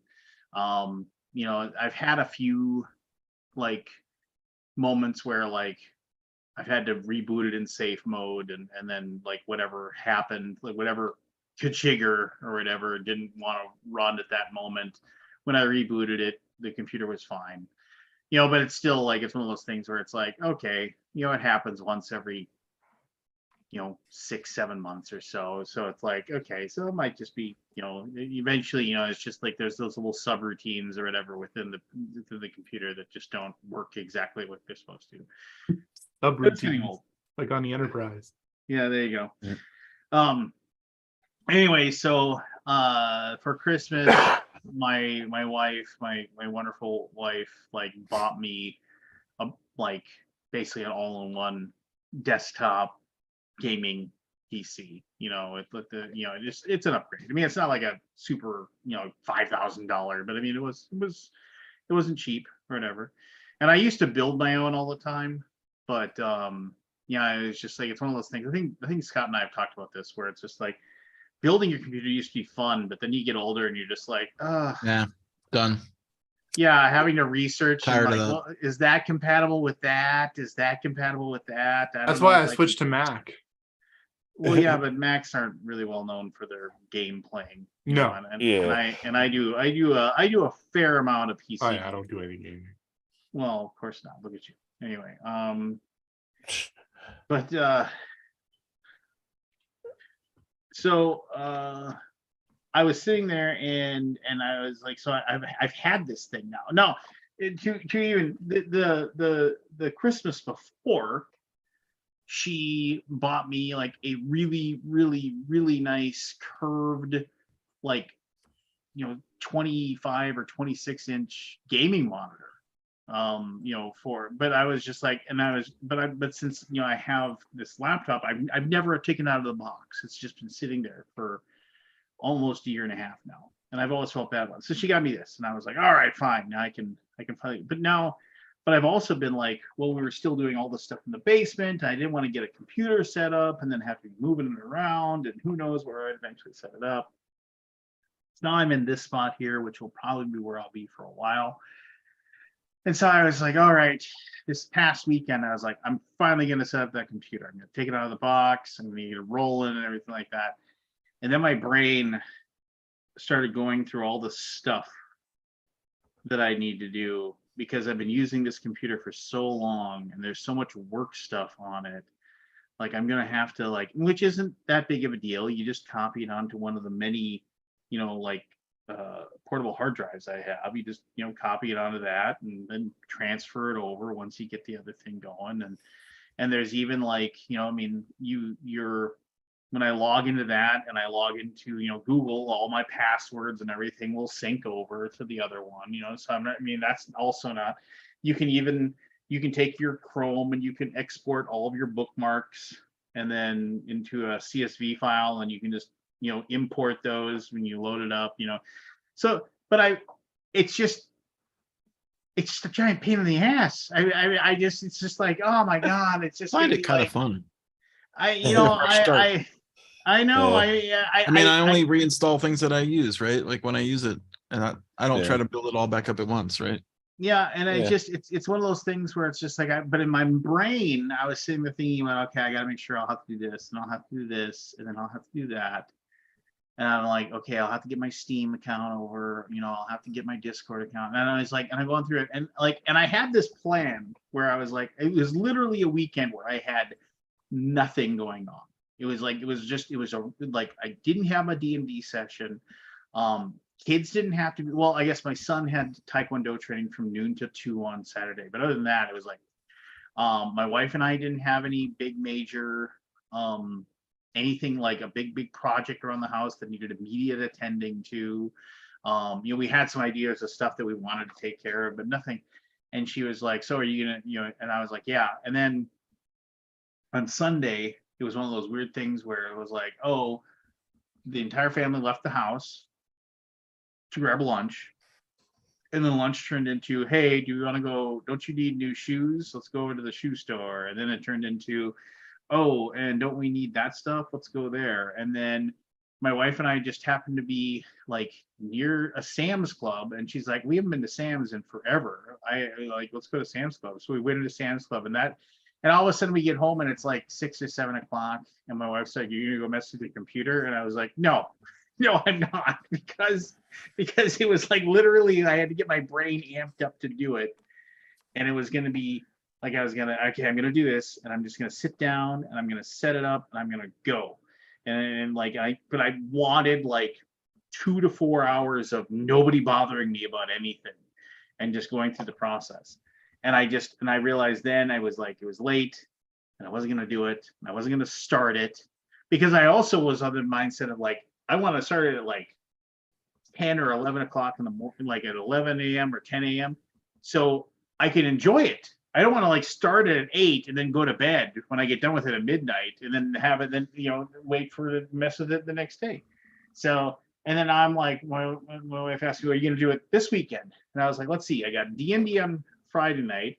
I got WrestleMania night 1 Saturday night. I got WrestleMania night 2 on Sunday night. No, it's WrestleMania weekend. I got plans, baby. I got to see if Cody Rhodes takes the belt from Roman Reigns. And my son's got Taekwondo at noon. Yeah, I mean it's a big deal. It's a big deal. Roman's had the belt for almost 2 years, man. They just gotta lose it. Of course he's gonna lose it. I don't know. They're I saying mean, he 2 might years, not that's a now. long time. Well, he's no Bruno Sammartino. 8 years or something like that. Bruno had it. But yeah, no. Do you guys watch Curb Your Enthusiasm? Oh yeah. I started from Yeah. episode 1 last week. Did you? Season 1 is rough. I loved every minute of it. It does not really, if you love I'm sure season 1, once Yes, season 3 I've heard it gets better, so I'm excited. like by Every season 3 second of it. you will be laughing. You will have to put 2 pairs of socks on, because you're gonna be laughing you're laughing your socks Laughing my off. socks off. Yeah. Well, there's that episode where he the wrestler, Yeah. where he tells his kids like it's all fake, and they're like, oh, Yeah. that was a good episode. Oh my god, I just thinking about that show, I'm just like, I forgot that I started watching it. Now I gotta get back to it. So the theme that bum bum bum, da, da, da, da, da, da, it was the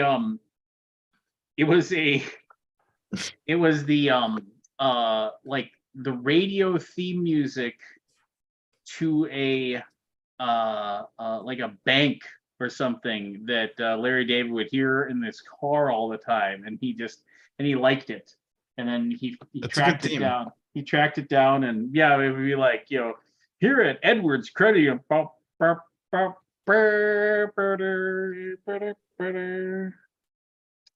He decided it'd be a good thing for the thing. I mean, stuff.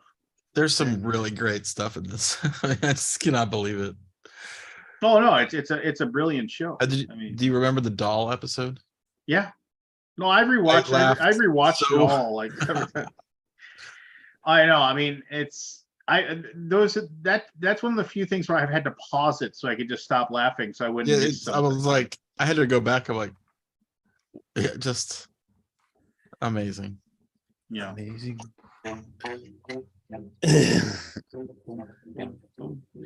All right, here we go. Here we go. Like, we'll play initials, and maybe we'll play another initials or something. Who knows? Like I said, I haven't had my thyroid medication for like 5 days you're a now. little So loopy? I'm just run down. I mean, usually I'm like, okay, I'm amped up to do this because I've been looking forward to talking to all you charlatans. But there we go. SK. SK. I knew we have Kabuki Kid. I didn't see Paul. Do we have our I don't know if I was in scorekeeper? there or not. But we do have the adjudicator of reality, I believe. So Well, it's important. yeah. But here we go. SK. Forrest, how you been, man? Great. Three. Awesome. Oh yeah. Here we go.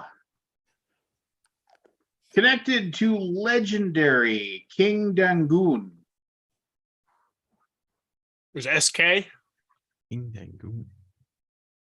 SK was the initials. Yeah. Yes. Okay, that's not who I'm thinking then. Has a connection to the first YouTube video to ever reach 1 billion views.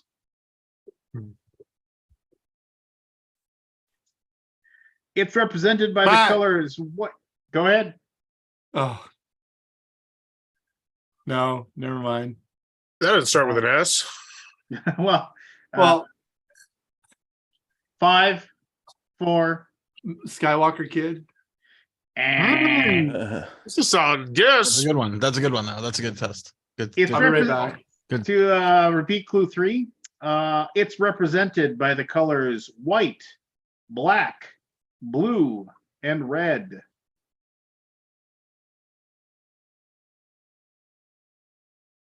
Has connections to the 1988 and 2018 Olympic Games.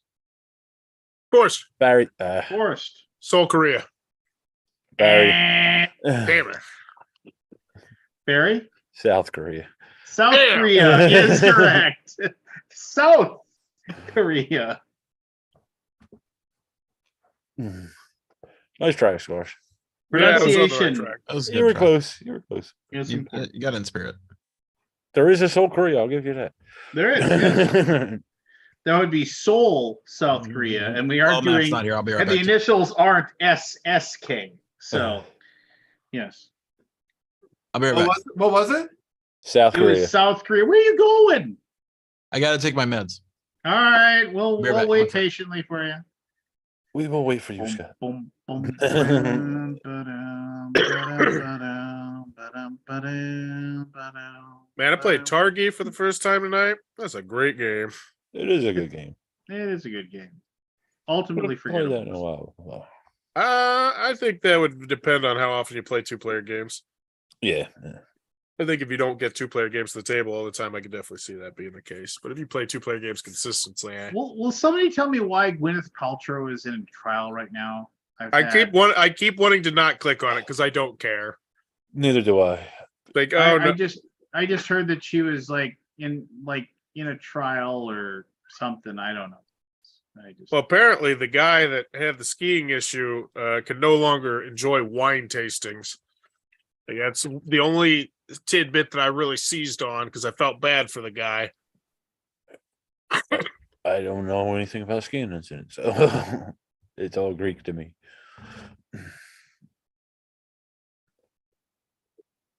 E crash trial. Okay. Sorry. That's- That's dumb. Anyway, Scott is back. I'm back. all right, here we go. Number 2.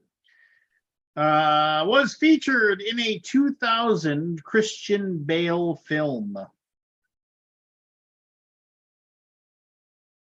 Was at the center of a 1995 David Fincher film.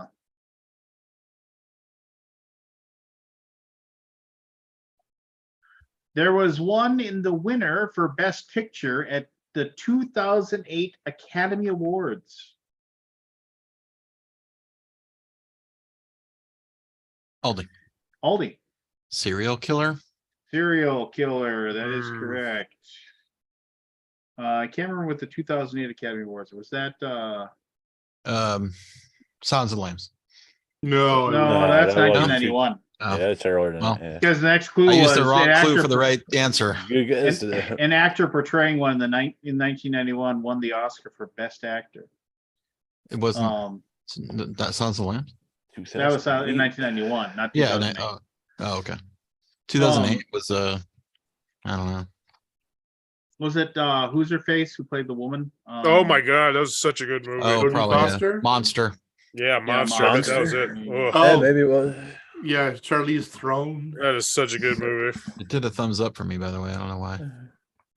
Yeah, I don't know. Because I went like that. What? No. Is it pronounced You- Theron? I've always thought it was Theron.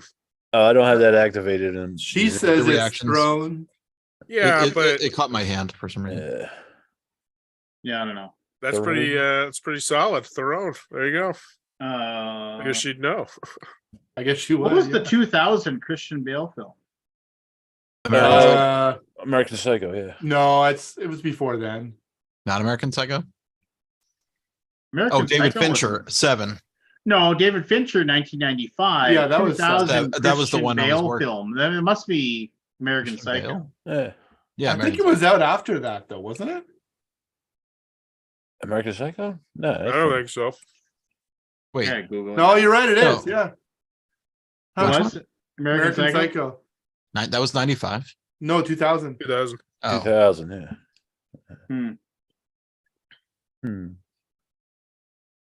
Hmm. So now that you mentioned American Psycho, and I apologize, we always sub-reference like this. I watched a thing about American Psycho when Willem Dafoe, like goes to interview Yeah. Christian Bale about it. Like they had him they did 2 takes of it. One of which was Willem Dafoe like not treating Christian Bale as the person he suspected to be the killer and being very just like upbeat and like, hey, can you tell me a little bit more about this and whatever? And then Christian Bale responding to like not feeling threatened by him and then and the way that he's asking the questions. And then they filmed another scene, the exact opposite, where Willem Dafoe completely suspects him of being the killer and Christian Bale giving answers that are like basically the same answers, but being very, very guarded and evasive in his answers. And then they took those 2 things and they interspersed the 2 different ways to make it just seem off kilter and odd. I didn't watch that. I watched like half of that movie. I need to watch it all. Yeah. So I mean, Yeah. it was just a cool thing. I they don't did need in to the watch it, movie. but I like to I watch thought it. was kind of cool. Yeah. It was a good. Best is the business card scene. Oh yeah. Yeah. Oh, It's like, but then when he opens up that little case and pulls the one business Oh, card out. yeah. It's like What is that? Is that Times New eggshell Roman? white. No, it's Bank Gothic. Bookman Gothmic. Yeah. Eggshell Uh, white. Yeah, actual white. Eggshell. Eggshell white. Yeah. All right, here we go. Appeared briefly in 2005's Fever Pitch.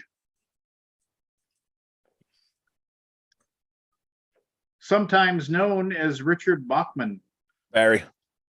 Stephen King is correct. Yeah, the Richard Wow, Bachman one would nailed have it. given it away for me. I just saw that the other day, but his known to plume and all that stuff. Yeah, that was the name that he went by when before he had anything else. Rage. He went Yeah, he like Rage. published a handful of short novellas and short stories under Richard Bachman, and then when he had a book they thought was going to be huge, he did that, and then he there's a collection of stories called the Bachman books, which is just like all of his stuff that he published under the name Richard Bachman. You can read that. Rage is the only one he regretted writing because it was before Columbine and it was about a school shooting. Yeah, and then now it's like Yeah. he won't ever reprint it. Yeah. And his brother Randy Randy King. Randy Bachman. Oh, Randy Bachman. Oh, okay. All right, here we go. That joke? Previously seen in Rochester, Cincinnati, and Kansas City.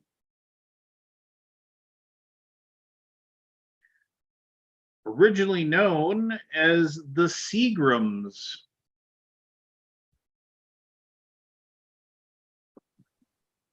The current version debuted in 1985.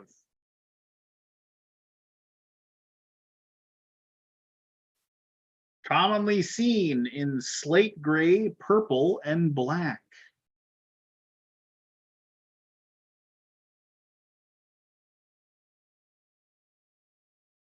This team's logo is a crown. Forest. Sacramento Kings.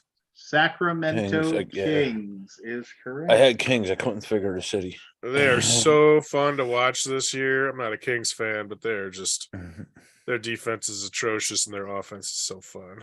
What sport? Basketball. Minnesota Timberwolves coming on, baby. We're coming on. Yeah, 5 in a row. It's a big deal. Yeah, I just another basketball started- team in California. Mhm. They There's got a like couple of them. It's a 5. big state. I know there's like 4, right? There's LA Lakers, Lakers, Clippers, Clippers, Golden State Warriors, Sacramento Warriors, Kings, Kings. and I feel like there's one more. There's something Oakland? else. No, it's not Oakland. Is that all NBA? Yeah, yeah. I think that is the 4. 4. For some reason, I keep thinking they have 5, but I can't. Where are the Wizards? Washington. Washington. All right, here we go. Was a part of pioneering hip hop group Treacherous 3. Often identified with an oversized red letter.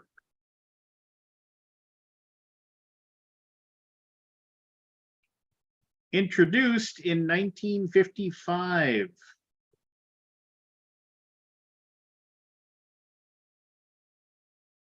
Is often marketed as an option for potential weight loss.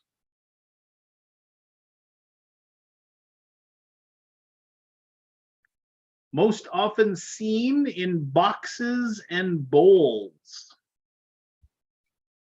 Barry. Go ahead. Special K. Special Mm, K is yeah, correct. yeah. All right. Matthew. All right. Right Okay, on. just making sure your microphone works. That's a dumb clue. Yeah, it was. I don't I like almost those. went with another one with that one. I have an answer in my head, and I'm hoping they actually have a question that one of the ones that it is it because What is it? I'll tell you. Created a 1971 dystopian film that featured an evening of ultra-violence. 1970. Forrest. Aldi. Forrest. Stanley I had- Kubrick. Wait, timing. There was a timing there. There's It was not. Forrest. It was a hit. domination. Forrest. Nah, I don't know about that. I heard myself first. Well, you know, you always hear yourself first. Stanley Kubrick. It would have been is nice to correct, go to the yes. tape there. It would have been nice, but we're not.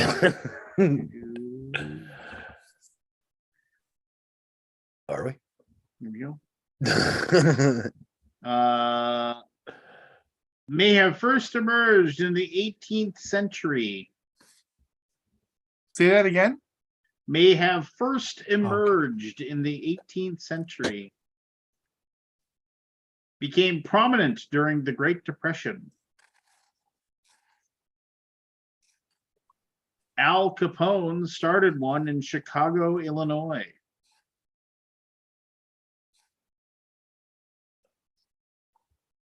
Often staffed. Barry. Soup Kitchen. Soup Kitchens is correct. Well done, Barry. Nice.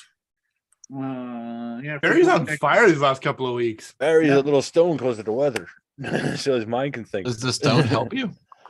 It eases the pain, so the mind can open. Oh, wow. Relax a little bit. Maybe it's state dependent learning. Maybe But you learned that shit when it's- you were stoned last time. Maybe, but there's a very tight line between this and being extremely stoned, Scott. Very, very fine. One more. Smoke a little more. Maybe two. That's why I got the smaller pipe. Yeah. It's a fun line to traverse. was released March 30th, 2001. Marsh. Featured the Cortez family.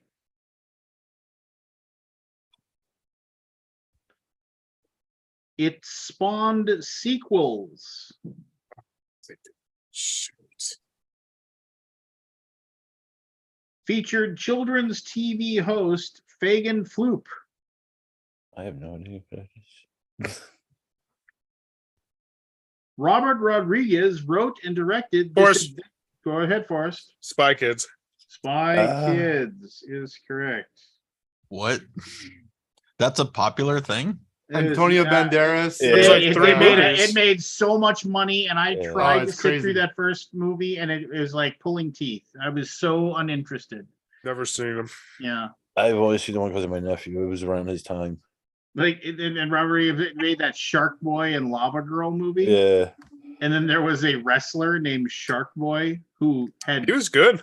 he I think he still wrestles, but he had trademarked and like whatever done the name so nobody else could have it, and they were like, yeah, you can't, and like Robert Rodriguez could have just said, well, my bad, just like whatever, just like here's some cash, just like go away, but no, he was like, nope, you don't get anything.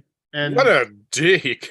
and then so they went to court and Shark Boy won, and he got way more money than he would have. Good for him. TNA, baby. TNA.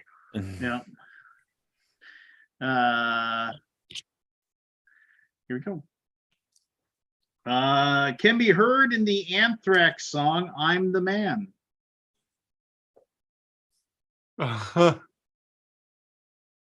Once sang Elvis Presley. Matt! Go ahead. This is the one I was thinking. Sam Kinison. Sam Kinison is Yeah. correct. This is the answer I was hoping for. Yeah. I had that too. Yeah. Except I didn't know the reference at all. Oh, Anthrax. What's yeah, the I'm second Man. reference? Once saying Elvis Presley's "Are You Lonesome Tonight" on the Yeah. Tonight Show. I knew that one. Yeah, I you mean, never seen it? it's like Yeah. it starts off, like loving and caring, and then slowly you can find the YouTube clip. It's pretty good. It goes down. And then from the one he there. did in Tonight Show is very clean compared to the ones that he would do. Oh, yeah, they had to otherwise. be. Sam Kinison? No way. Yeah. Yeah, killed by a drunk driver. 92. Yeah. Who knows what would have happened, but he would have. And he was clean at the time. He cleaned himself up. He had gone through rehab. He had gotten cleaned up, and he was a preacher. Yeah, one before- time. Yeah. Yeah, he was a preacher. His family was like a family of preachers, and he was a preacher. And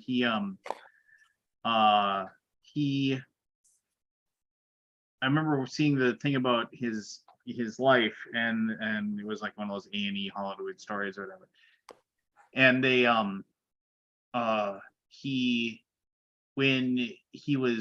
they were waiting for the ambulance to arrive after he had the accident. He was like basically dying, and like his friend was there with him, and like he was looking right at him, but like he said, it was like he said Sam was like he was talking to his younger brother who had died when he was a teenager, Sam Kinison, and he was just like, and he was like, no, I want to stay, and then he's like, okay, well, if you say it's time for me to go, it's time for me to go, and then he drifted off and died.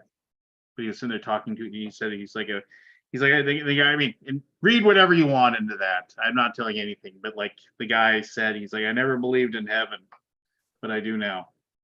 Just because he said Sam sat there and talked for 5 minutes, he talked to his dead brother. Anyway, moving on. Born in Lebanon in 1965.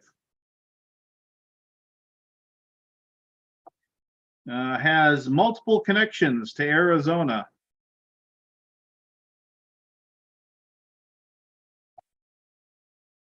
Former second-round pick. Aldi, Aldi. Sandy Koufax. Uh, Yeah. it was a good guess, though. Won 5 titles as a professional basketball player. Wait a second. Played for Phoenix, Cleveland, Orlando, Chicago, San Forrest. Antonio. Go ahead, Steve Kerr. Steve Kerr. You are correct. I have no idea. Nope. Current Won coach of the multiple Warriors. won multiple titles as the head coach of the Golden State Warriors. Yeah, still not helpful for us.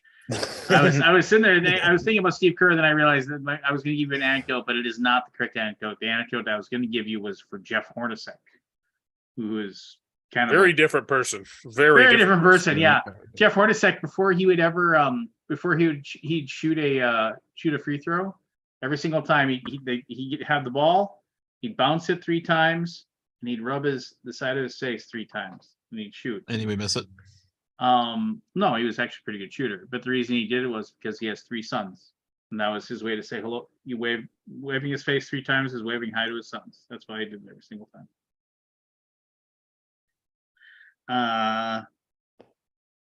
The idea was formed by British inventor Charles Babbage.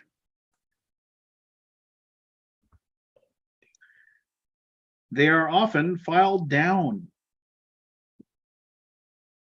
You repeat that one? They are often filed down. Filed down. In some hotels, they're used by housekeeping services. Aldi. Aldi. Skeleton key. Yes. Skeleton key is correct. Nice.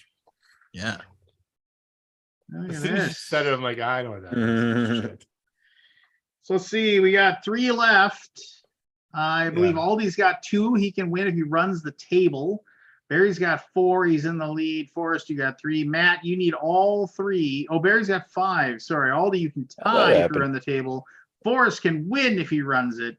Barry, you just need 1 out of the remaining 3, and you win the game. Matt, you're out, but you can still play for fun, and we'll send you a lovely copy of your home game. All right, here we go. Was released April 19th, 2002.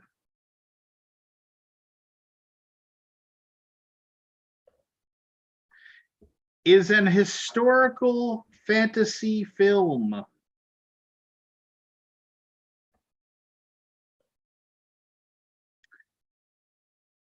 It was a spin-off. Matt, Go ahead. Scorpion King. Yeah. Scorpion King. And with that, you've knocked Aldi out spoiled of the me. running. I would have never thought Thanks, of that Matt. as historical. Hey, Tom. Forrest, Hey, Tom. Forrest, you need the next 2 to tie. Barry, Aldi, Matt, if you get either of the last 2, Barry wins. Okay. Here we go. Get it. Played for the Los Angeles Rams. I'm out.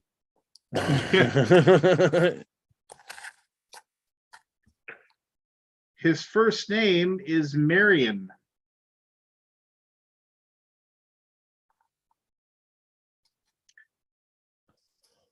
Former bodyguard.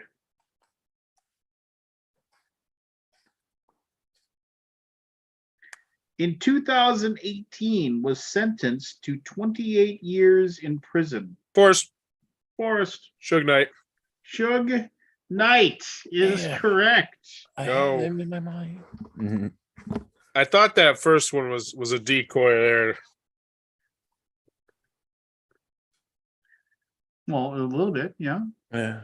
I mean, but all right, it all comes down to this. Forrest, you can get the tie Let's and go. share in the win.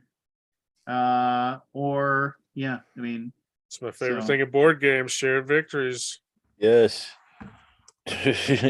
So yeah, but no, Suge Knight, just so you know, he went undrafted in the '87 NFL draft, but was invited to the LA Rams training camp. He was cut by the Rams during camp, but he became a replacement player during the 1987 NFL players strike, and he played 2 games for the Rams. You know what? A lot of people say otherwise, but I think he's a really bad dude. Yeah. I'm with you, You think, Forrest. Who you would think say this otherwise? guy? This is the joke. Yeah. He was. It sounds like the Norm Macdonald. You know, this guy was a real jerk. Yeah. Yeah. All right, here we go. Final one. Was frequently seen in New York and California.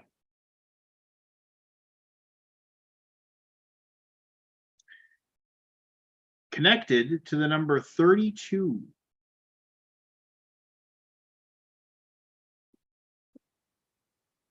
Was perfect September 9th, Aldi. 19. Aldi. Sandy Koufax. Yeah, there it is. Sandy Koufax. I was like, Yes. oh, whenever Perfect. somebody guesses one that's a clue later, I know it's horrible, but I just pray they don't get it. So they can go, God bless Yes. it. I gave you that one. All the I should have but there just you jumped go. on it as soon as the first clue was read.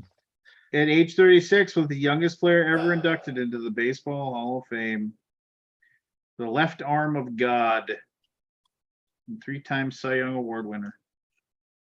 GG. Yeah. Yeah, GG. sure. It was indeed. close. It was intense. Barry crushed it. Barry. Nailed it. Yeah, way to go, Barry.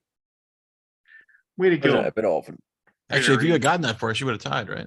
Yeah, yeah. Yeah. I should have shut up. I wouldn't have got it. You didn't know, so you don't. I mean, I wasn't thinking. You would've Sandy got it. Koufax. but I said, well, whatever. I You know. you know who he is, right? Yeah, Oh, okay. he's just before Barry my doesn't know time. any sports at all. Not much, no. Not much. Not no offense, Barry, but yeah. Yeah, it's not taken. I just I'd take offense. You to nailed it. you killed us. Well, I mean, yeah. All right. He was just claiming him like, and just so anybody knows, Sandy Koufax is, in fact, still alive. I think he's like in Oh, really? his late 80s or early 90s as far as his age goes. But yeah, I forget. I think like he had to retire. I mean, he retired because of either industry or like he had like severe like severe arthritis or something. Like I think Mm. that's the reason why he had to retire. that'll do. Play any board games lately, Forrest? Played Targi tonight. It's a good game. Yeah, really You dug just- that one. First time? Yeah. Really? Okay. Other than that, like new board games. No, I had to cancel last week because my wife's aunt died. So Oh, it's a shame. Haven't Were they played much.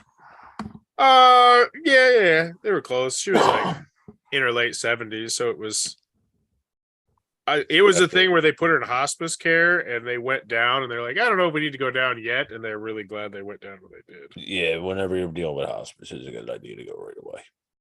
Yeah, usually that's not not good. Yeah, Yeah, other than that, I haven't really played many new games. I played that Villainous again. I think that's an overrated game. No, it's not. Which ra- one? No, it's not overrated.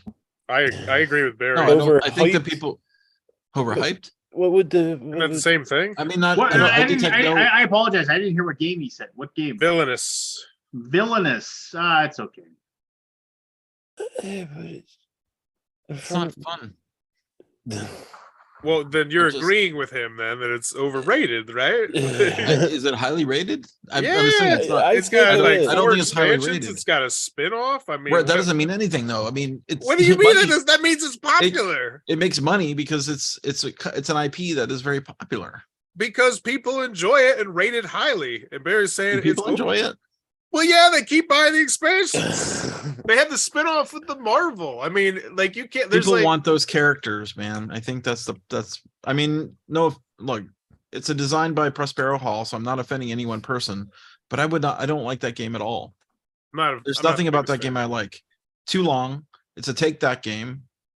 The characters are fun. I like some of the mechanics of the game, like the each character is different. It's asymmetric. I like that a lot. But the bash the leader thing is just not fun. Let's see where Yeah, it's whatever. rated on the ye old board game geek. It's I bet rated too high. You're probably right. Okay, 713 is overrated. Yeah. Whatever. I mean, I would play it if someone wanted to play it, but I don't like it at all. Let's say There that. is. You don't let's like it at see, all, but you play it. 1, okay. 2, I 3. mean, I want to 4. play it. Eventually, I feel like I could like it if they changed it. I think there's But I don't know if 7 that'll- box expansions. Damn. Yeah, it's a monster. Yeah, and then I you got just the don't other like the core IPs. system. So we're Now all the- agreeing with Barry that it is overrated at the 731 slot, and the spinoff games at 2137 too. I mean, that's some good real estate there. Yeah, people like that stuff. I just Disney stuff, and I wish there was a better Disney game out there. I like all those characters. I like all of it. What would your ideal Disney game be, Scott? A co-op? What type A of co-op. system? Yeah. Makes Now- sense. Eric Lang did a co-op in the Disney universe. I can't remember the name of it, but the production killed it. It's terribly produced. I'm sad for him. Hmm. That's surprising when you have a Disney license that you it's wouldn't go big on it. Well, they wanted to sell it cheap, right? So it doesn't have any deluxeness to it at Oh. all. I think the game is okay. Yeah, what game is that? I'm I'll curious. tell you in a second. Hold on, I don't remember the name of it. Because he did the Dilbert game too, so he's getting all those I know, IPs. that's one of the best. I don't know if he wants to be associated with Dilbert right now. What is the name of this game? One of these days, I'm going to review that Dilbert game I got over there. Anybody played it? Is it good? Hey, you don't want to do that anymore. No, it's Yeah, asshole. you don't want to do that anymore. There. It's asshole. I mean, Great Del Moody. Oh yeah, I think. they I did a believe- D&D version of that. So yeah, I imagine they would split it off into a bunch of other. Yeah, that's Yeah, just a yeah. card game too. Scott Adams Maybe. lost his mind and whatever. You don't want to do that. Yeah. What? I can't find the game. I feel like Right. now would be the time to do it, especially if it's a hot button topic. Sidekicks. It's Thank a, you, Lucky you, Kid. you sound more and more like when you talk, you sound more and more like Norm Macdonald. It's a thorny issue. Just like Check out Sidekicks, Forrest. Sidekicks. Yeah, let me know what the rank is. All right. Sidekicks. I don't think I've ever heard of this game. No, I that is know. Disney Sidekicks. Oh, I've seen this one before. This one just 2021.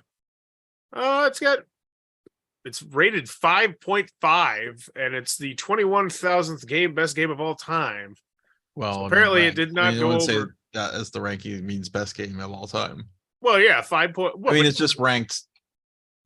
yeah, but if you're in the 20,000s, like if we go down the 20,000s, there's not a lot of quality stuff here. Yeah, it Coco just got- Crazy, Trivial Pursuit, Disney, Aladdin's Flying Carpet. How many I mean, ratings? let's see, we got ourselves 173, decent number. Yeah, Yeah, it doesn't look like it's a rough one. It's just because I think it's kind of cool. It's like cool ideas and stuff, and it's just the production is just hurting it. These tiny chips, they're like Oh, I smaller see. than a I see them on the board. Yeah, They're those like are tiny. tiny. That's super. Yeah, those are. And you have to like look at them and know them and stuff, and it's just rough. Anyway, So, yeah, there should be better Disney games, honestly. I wonder how big of a pain in the ass it is. And the working best with rank to Disney. give the game is Villainous. Yeah. Oh, that villainous thing. Jen got this villainous book collection thing, and there's movies. The villainous thing is pretty big. Outside yeah. of the board game, I didn't realize how big until Jen got into it recently. You know, Sorcerer's Arena looked cool. Lincoln and Nikki played it, and it's pretty neat. It's I like like Sorcerer's Arena. It's Good a combat arena game fighting. Yeah, Kind of like the Like Funko one. all the characters have different abilities. You want to try and Yeah. team them up. Yeah, That's it's a really pretty good cool. game. Oh yeah, Arena? your game night came out, Matt. Eric with Eric, you and Matt, you and Eric. You're muted, man. You're muted. Like 5 people messaged me when it came out, like literally within half an hour. It of looked coming fun. I out. wish I was there. Yeah. It was, yeah. Yeah, it was good. I mean, it was one of my cousin commented, he's like, you threw your cards down such like so much like a euchre player. Yeah, the game is neat. Yeah. So it's not always just playing your best thing at all time because you run out of steam, right? You run Right, out of yeah. gas. The one game I didn't demo at Gen Con at the 25th Century booth last year.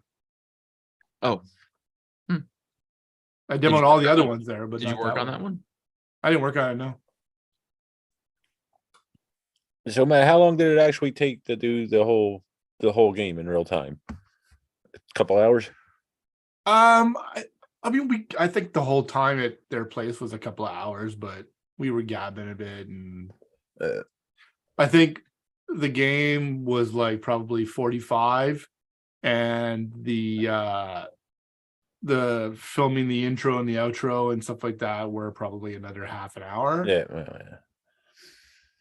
yeah. I that seemed like a got to quick the game. airport. What's that? Aldi? That seemed like a quick game. Yeah. Yeah, it We've was. done all day where you start at noon and end at like 10 Yeah. p.m. Yeah. I was just curious. Like it was so funny. Like they got me to my I basically got out of the car at the airport and ran to my gate, and That sucks at LAX too. yeah, the United person at the gate, not the gate, but at the I had to check my bag, and she's like, Gate "Can I check. see your boarding pass?" I showed it to her. She's like, "I got this, like my bag." She goes, "You go to the gate, go." That's cool. Whatever. So it was good. It was It's usually a fun experience if everything goes well. yeah, with what the game night you mean? Well, yeah, I mean, It was it awesome. says it looks like a game that it's surely work, but is a fun experience. Oh, it was Oh, very yeah, fun. Yeah, it was totally fun. It can be fun. Yeah, we had a lot of laughs, and it's so funny. Like at first, at the beginning, like every now and then, I would remember, oh, I'm on camera. Shit. Okay. Yeah. Don't pick your nose. Yeah, don't pick your nose. Watch your Yeah, language. yeah. All that stuff, right? But yeah, no, it was really it was a blast, and like my friend from Montreal, one of the guys we swing dance with, he's like, "You're like famous now." How many views? How many views is that video? I don't know. Let me look at it. I I didn't wanna really go back out appreciate there. I haven't done a game night in a lot of years. I need to get back out to LA. I didn't appreciate the reach of game night. It's crazy. Lincoln and Nikki got recognized at the pinball festival many times. It's a quality show. You would see a person walk by and go, and they would go, and they're like, Yeah. where are you from? They're like, I mean, they're from everywhere. They were like all over the place. It was crazy. 7,200 views. Yeah, Pretty good. Yeah, it's only been 10,000 is like less the than a norm week. now. Yeah, Yeah, every year it gets a little better. I wore my CBC shirt. Only 10 years. You sound like Scott. You just sound like Forrest Scott. that? every year that goes by, we get a little bit better. It was funny. It was like the invasion of the Canadians because it was me and Yeah, your Eric. CBC shirt. That was the And my CBC shirt. Yeah, Canadian broadcaster, broadcast center. I'm just surprised they didn't try to grab you for more than one game. I'm sure they're having problems. well, I didn't have getting time. guests. We didn't have Yeah, time. Yeah, yeah. that was the perfect game because otherwise, Yeah. yeah, you would have definitely not made the flight. Yeah, I'm Canadian sure. Broadcasting Corporation. Ooh. So yeah, we had lunch that day at Danny Trejo's. Oh, yeah. Right. Which was jealous about that awesome. too. His house. Yeah. He was came out, there. he Came out in his cooked for us. boxers. And then we had Chopping We did- stuff up with his machete. Oh, didn't you guys go to like the? we went to In-N-Out. Oh, I thought you Yeah. went to the that house. The We did the Procter and Gamble house, is that the name of it?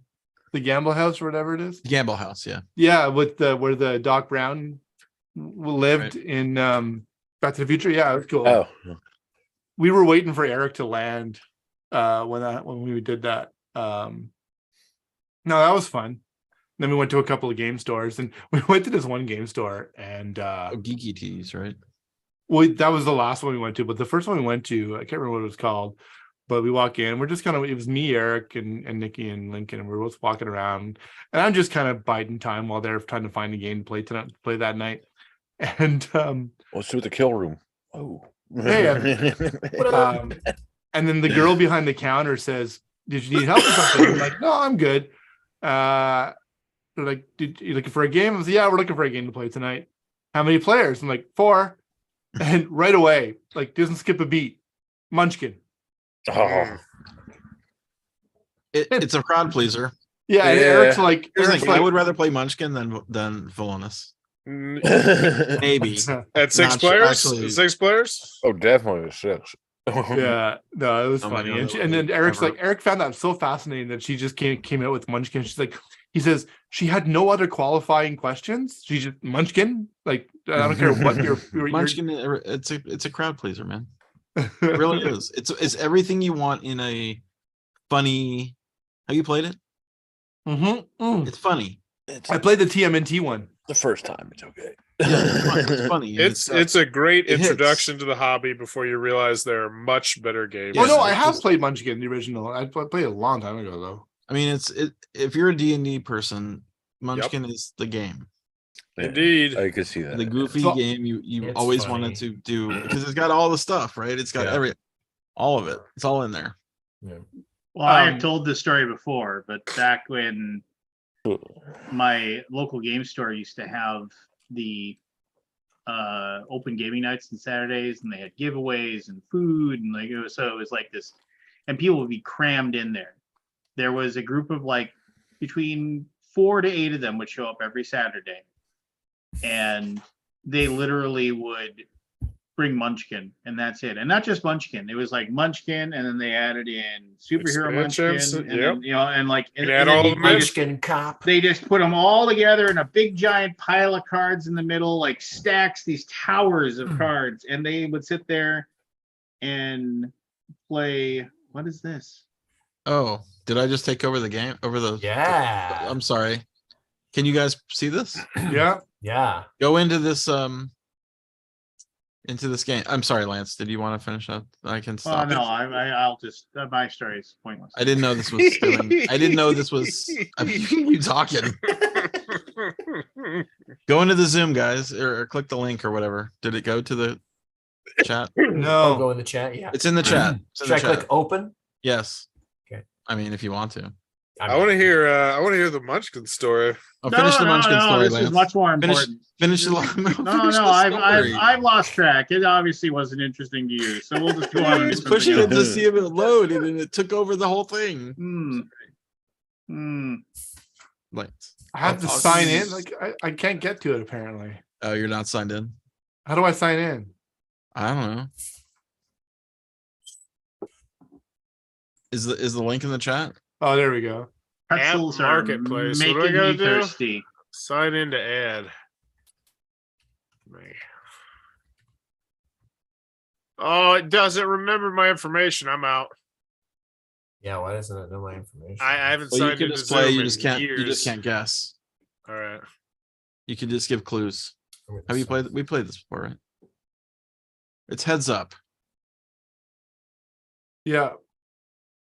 which I've been paying for apparently for. You said that last time too. Well, that's why I Yeah. pushed it again. I'm like, did I cancel this? I couldn't remember if I did the canceling or not. Are you in, Evan? I'm working on it. For So whatever the reason, Munchkin it story, won't let Lance. me. It won't let Speaking me of working on it, join. Evan, how's You're the, in. You're in. Lance. You're in. How's It the, won't let me how's- join because I wasn't able to complete my story. So I don't know. You're what in. the deal You're is. in. It says It says just. Story fail. So speaking of working on it, Evan, how's the Gen Con journey coming? Yeah. I have to figure out what the heck I'm doing. If I'm going to Essen or not. Because I'm still looking for a roommate. Figure it out. Wrong password. Won't let me sign in with Google. Maybe I can sign in with Facebook. Nope, it doesn't know that password. It doesn't take your Zoom account. It doesn't auto-populate it, and I don't know how to figure Oh, out. you don't know it. I- All right. Well, How do I find out my Zoom password? That's a good I don't question. know. I let Dashlane remember my Zoom password. All right, we're gonna play blockbuster movies. Yeah, Oh no, totally 80s. How about totally 80s? sure. All right, I'm guessing. I believe. at Okay. first. You guys should have I to give just me to say watch? these. Yeah, you can just give clues. Okay. Ready? All I see is the 4 options. Select a deck. I'm selecting. Oh, there the we deck. go. Okay, cool.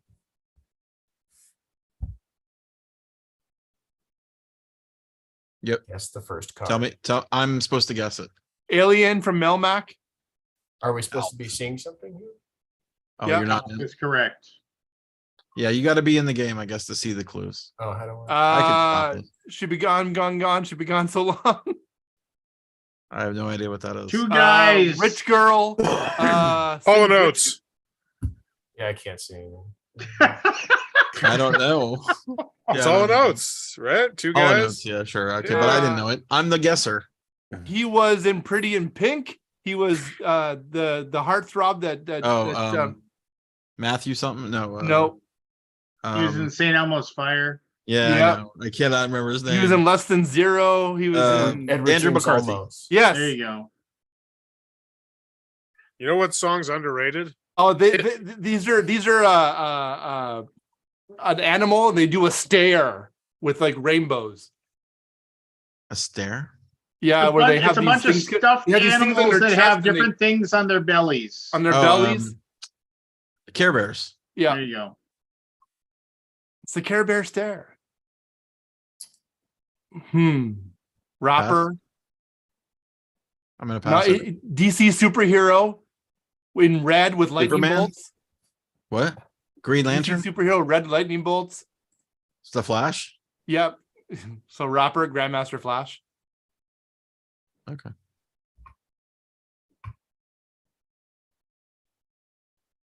I don't. I won't. Okay, Matt, you're guessing. Okay. Dustin Hoffman in that movie where he Rain played Man. a woman. Oh, Tootsie. Yes, Pat. Yes. Oh, I can see this one. Yeah, we're seeing Scott. The stuttering newscaster that was He's computer blonde, graphics. and it's computer Oh, Max graphics. Headroom Yeah. from Ottawa, by the way. Oh, It's Game a where you go board like game this and you're gobbling up. where they eat a marbles. bunch of things and you hit the. Oh, flipper. Hungry Hippos. Yeah. It's the Blocks are it's the, falling and you make lines. yeah, it's a computer game. Where the, Tetris? yeah, Polyominoes. Yeah. This turns the lights on and off with your hands. Switch. Oh, the clapper. yeah. U2 album, most Yeah. famous album. in Joshua Tree? California. Yep.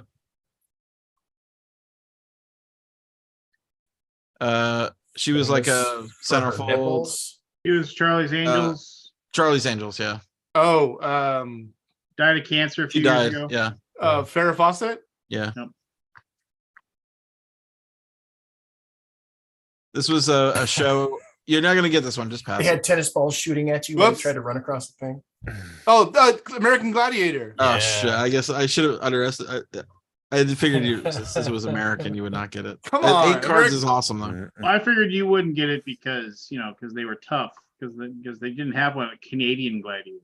Canadian player. No, but we totally had American Gladiators. Who's up now? Lance. mhm. Phone home. I have I the mean- answers. E.T.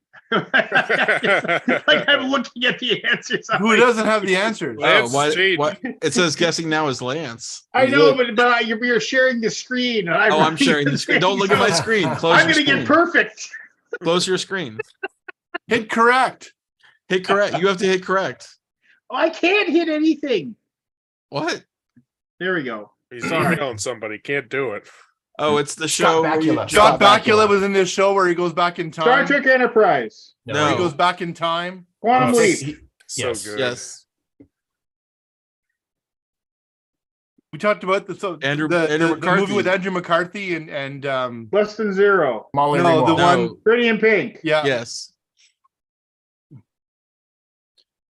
You put seeds on this little plant and it would Chia like pet. grow. Da-da-da-da-da. Yes. And it grows.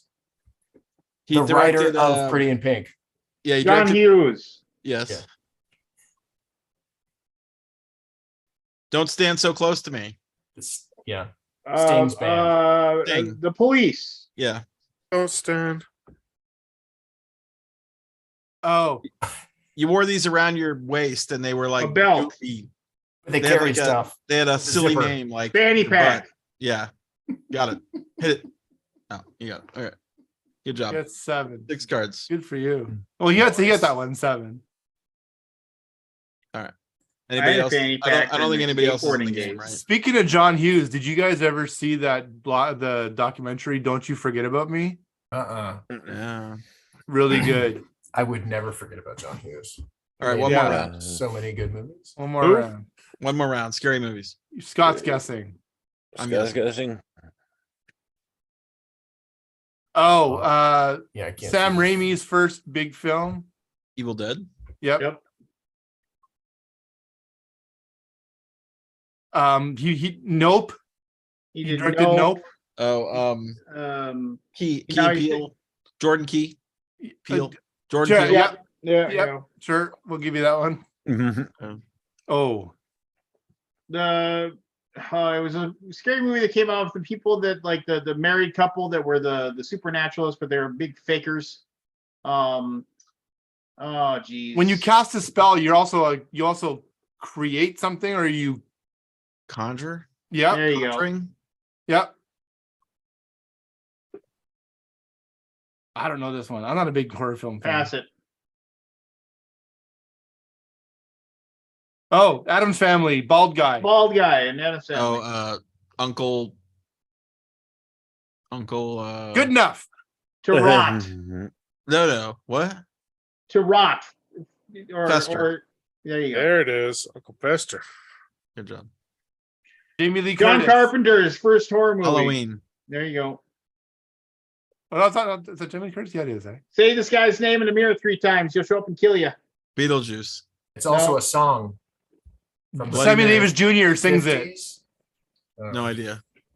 Candy. Candyman. Candyman. Candyman. The Candyman can. Was Jamie Lee Curtis in Halloween? Yeah. Yep. Yeah. Okay. I gotta go watch Evan. this thing again. It's been a while. Jake Gyllenhaal's in this. There's a really It's weird bunny. There's a weird time bunny. travel element. Donnie to it as Darko. well. There you Yeah. go. Yeah. Michael J. Fox, J. Fox plays is basketball. He's, He's a a- lycanthrope. He's Teen like Wolf. cancer. Teen Wolf. Lycanthrope. It's the evil child that was born, and it's the Sissy devil. Spacek as the Is it devil's baby. Poltergeist? No, You got it right. You can't say baby. Oh, yeah. Next. sorry. pass it. Pass it. Pass. The director of Night of the Living Dead. Night of the Living Dead 2. The director. No. That's not a Director. name. Was it Sam Raimi? I Director. don't know. I don't know Pass. these. Pass. Jeez. Jorge Romero. You idiot. If somebody does you wrong, you hold a. Grudge. The Grudge. Yeah. Yeah, that's right. Horrible movie. Blank, I don't- blank. I don't Where'd think you get about this those movie. peepers? Jeepers Creepers. That was a bad Hey, movie. nice. Mm. Oh, The, Silence the, of the the female Lambs. investigator in Heroine. Silence of the Lambs. What? also name of a bird. Birdcage. Did The last Yeah. name. Her last name is bird. A bird. And what did you hear?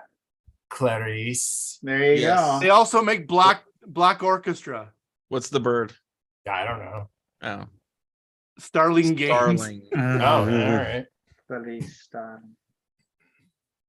And will those lambs finally be silent? Oh, I'm gonna suck at this. This is gonna be horrible. Right. Bunch This of is a vampires movie. are really cool looking in the 90s. Vampire. 80s. Kiefer Oh. Sutherland. Kiefer Sutherland. Oh, okay. Lost Boys. Yeah. Tom Will Cruise's Smith is the fantasy last movie. human on Earth. Oh no, that's not it. Never mind. Yeah, Will Smith. No, this was Will Smith. Yeah. Will Smith's the last human on Earth. 28. No, He carried 28. a Bible around, right? No, A cure for No. cancer.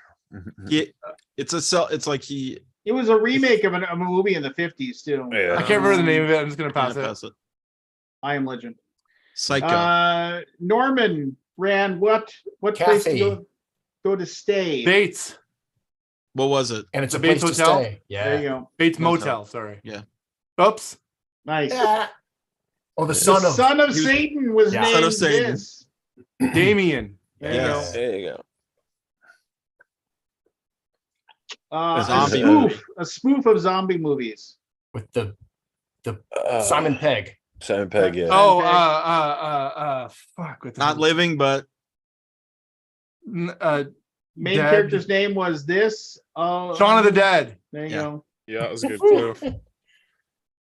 Chucky, the little Chucky Oh doll. yeah. Oh, Child's Play. Oh, I've never heard of this.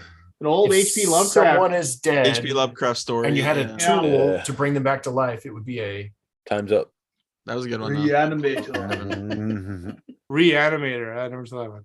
Old animator. movie. I'm guessing I'll get Lance. Lance Mr. is Mike guessing. Sturz. Yeah, I'm closing my Turn your eyes. screen. Jack. Jack Nicholson. Nicholson. Shining. Daddy's home. Yeah. Or Johnny's home. Oh, I gotta hit the Here's credit. Johnny. Hit the OK button. That's it. Here's Johnny. It's Oh, it's Child's all Play's again, Child's wife. Play 2. but the spouse. Oh, Chucky's Bride. Almost. Close enough. Close, Oh, close. Jennifer Reverse that. Tilly. Oh, This is Oh, that vampire Jennifer movie that Tilly. we love. That's like I knock on the door and then you. There's two versions, and there's like the Oh. foreign version and the American Oh, version. let me in. Yeah, Yeah, Never saw it. it's a good movie. that it? The foreign villain was. is that the right one? No, that's Um, like the right. I don't know one. what that is. In the You guys past. know what that is? Pass. Nope. No. Oh, these Don't little feed 'em after critters Don't midnight. feed them after dark. Yeah. Gremlins. Mogwai. Oh, AVP. Aliens versus Predator. That's too bad. Maybe. It's not old It's pronounced Igor. monster. Igor. Oh, young Frankenstein. Frankenstein. oh, this is a found footage movie of someone. It's a haunting of a. It's a found. It's not footage regular things occurring. Yeah, it's. Oh, Paranormal Activity. Yeah. There you go. Yeah. not regular things occurring. Nightmare on Elm Street. Nightmare on Elm It's Villain. got Spirit. claws. Nice. I am so not a horror person. Was there anybody else? I'm left? not a Or horror Matt? movie Matt, guy. you didn't do it yet. I did. I did. Yeah. Oh, you did it. Okay. Oh, this is me. All right, I'm gonna stop. Okay. Speaking of the birdcage, I actually saw a video today that was pretty cool of Nathan Lane talking about Robin Williams. Oh, but the gay thing? Yeah, like Yeah, they that were was on, awesome. they were on Oprah, and Oprah was pretty much like trying to out Nathan Lane a little bit. Like not like that wasn't her intention, but that was where the conversation was going. And Robin Williams totally jumps in the middle of it, distracts all the attention like a magician, and changes the topic like seamlessly Yeah, just to protect his friend. And it was it was touching. yeah, Yeah, it was yeah. just Robin Williams. Amazing. That's The good. guy contains multitudes. I'll be right back. They're all trying Yeah, to get me out at too. the same time. We gonna play initials again, Liz? First time I have 6 people in a while, or 5. Yeah, well, I mean, 5 technically. I guess if you guys are up for one last thing, I mean, like I said, without my drugs, I'm dragging ass. But I mean, Yeah. She it would might be how we Right back. finish off the evening. But Yeah. look at Barry. He's all like, "Yeah, can we play again so I can put another win on my belt?" No, I'm not saying that. It's the first time we had this many people on in a while at once. So I don't know if you want to talk about it, but anybody see that Wormwood, like the tell-all, like Wormwood article? No, that came out? did something more come out? I thought that just Oh kind of my- died on the vine. Oh my god, it was. So I actually did a live stream, like just talking about it. I was just like, all right, I'm gonna read the news article because I did that when they posted like their really apparently tone deaf like office style video about about their topic. But then, so this was done on Gizmodo, and this lady interviewed like nearly 50 former and current employees, and it is. I read the article, and it took me about 40 minutes to read everything. It's like 25 individual bite-sized like terrible things, and like 5 of them are like they're not terrible. they're like except like one of the people does cocaine. It's like, oh, what the hell ever. But like the other 20, it was like just terrible thing after terrible thing after terrible thing after terrible thing about the owner and the PR guy and how they handled OSHA regulations regarding Wormwood Games. Oh yeah. It was so much reading about just nonstop, just terrible shit. Oh Like, yeah. It was and you just kept thinking it was gonna be over, and they kept piling on more and more and more. And it's really well written. Like Yeah. it was. Can you post a link in the chat for us? What Yeah. was it? I'll post the The Gizmodo. the wormwood stuff.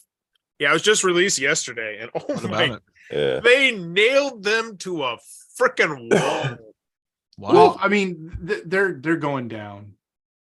Yeah. Like I Apparently, said, they did lots of bad But stuff. they have millions of dollars of people's money to give them tables. Yeah, that was the one thing. Like, it I mean- attacked a lot, but it's like you can't argue with their numbers. Like that's one thing for sure. But Well, I remember when that video came out and I was watching it, I was like, why would you do this? It was just like, yeah, that's what everybody thought. And then they eventually took it down.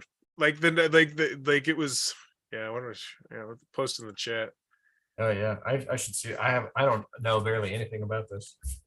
How do I post in the chat? I'm a noob. There we go. Go to the bottom and you click chat. Oh, Lance, you sent me a couple messages. I see. what now? You sent me a couple messages to join Heads Up. I Oh, missed them. so there you you go. missed them. I got him. It's too much work. Yeah, it was. Because I'm hoping to do more like news coverage, because it's like it's easy and I enjoy it, and it's like, oh my Yeah. gosh, it was woo. It was rough.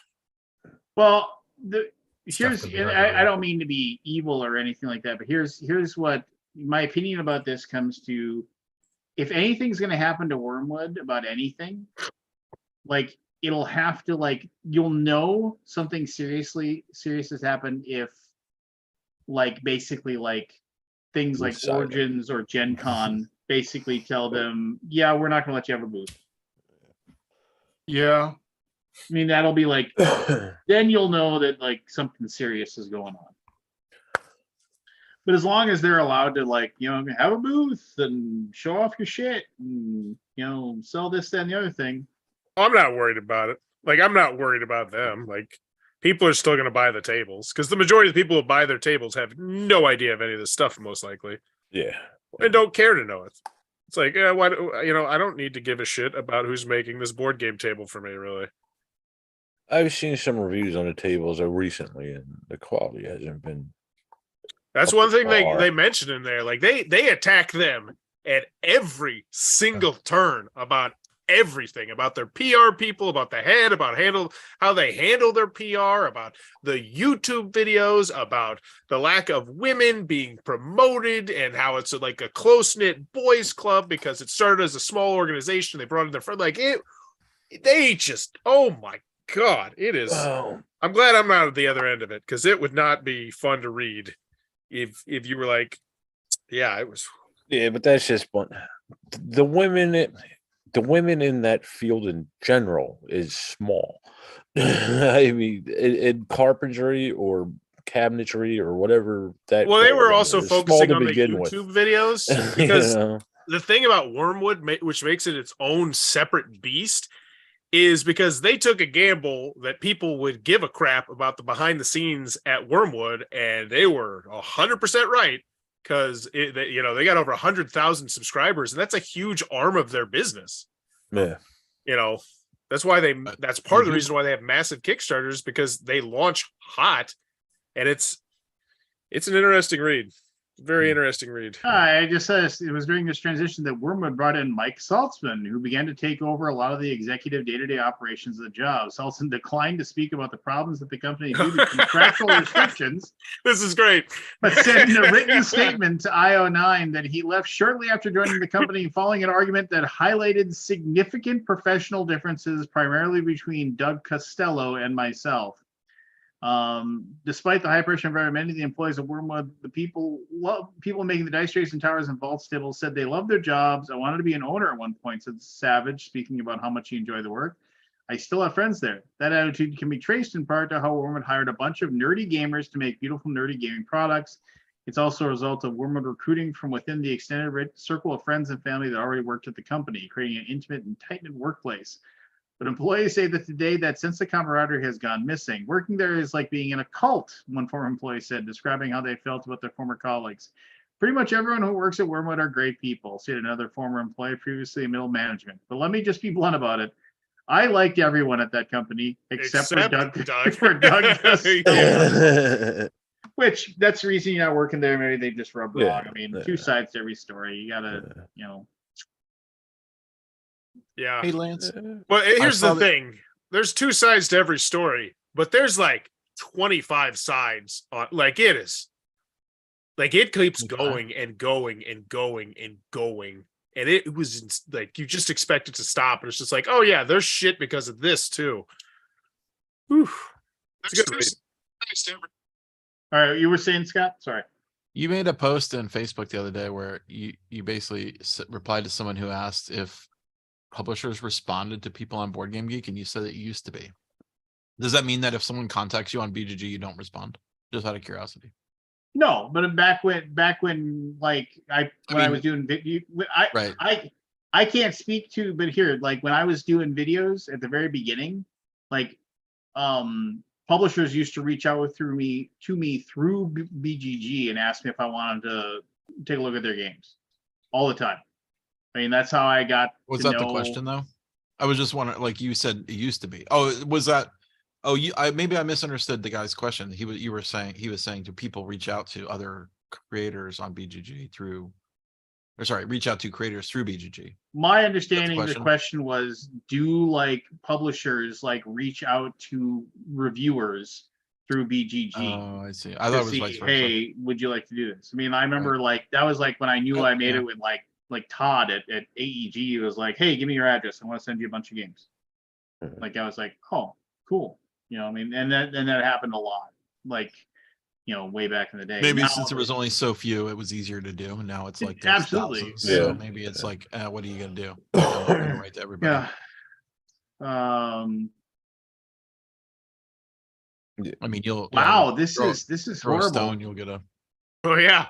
Yeah. I'm sorry. One alleged victim, a former employee, recalled an incident that occurred in 2019 after she'd been casually flirting with head of media Bobby Downey. Oh my God! To break it off. Oh, he just gets blasted in this. He was her indirect boss and partner of the company, so she didn't feel comfortable pursuing a relationship with him. After a few days of giving Downey the cold shoulder, he insisted they meet up when they were alone. According to the source, Downey unzipped his pants, exposed himself.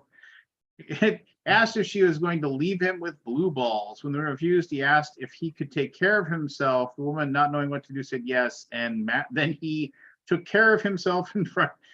Yeah.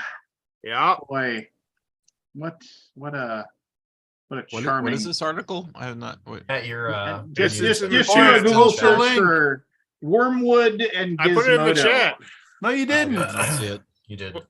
What? I did. I could swore. Oh, I sent it to Lance. Lance has got it. Yeah, I sent it to only Lance.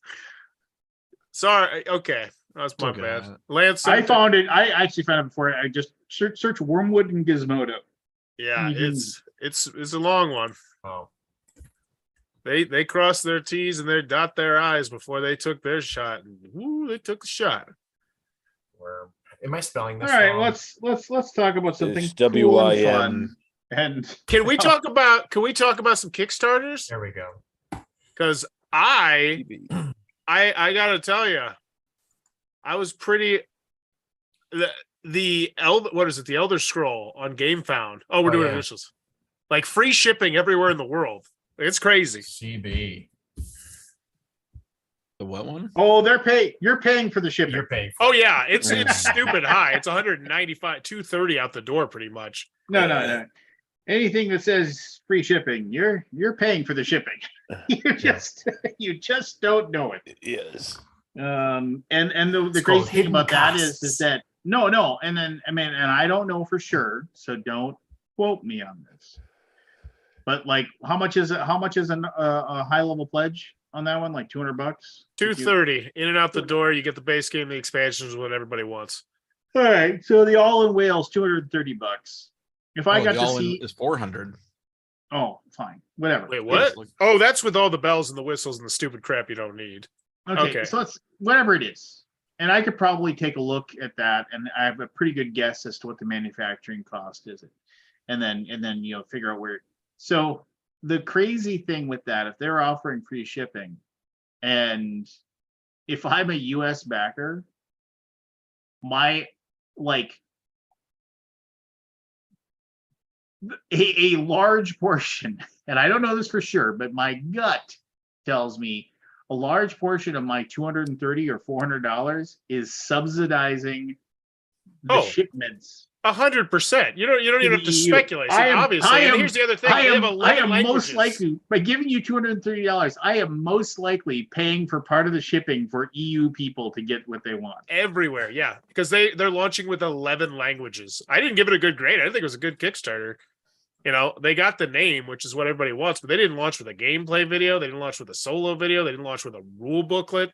And I then just the want my company? Skyrim 2. That's all I want. I just want my Skyrim 2 to play on my computer. And I Chip don't- Theory Games. Well, they did that with Cloudspire, and that turned out pretty good, I thought. Right? Yeah, but why not mention the other stuff? Like, they don't mention their pedigree. Like, they've got some of Yeah. the highest rated games of all time. Yeah. You and I love. I mean, and I love the guys at I mean, they're a Minnesota-based company. I know them. They're friends. I love them to death.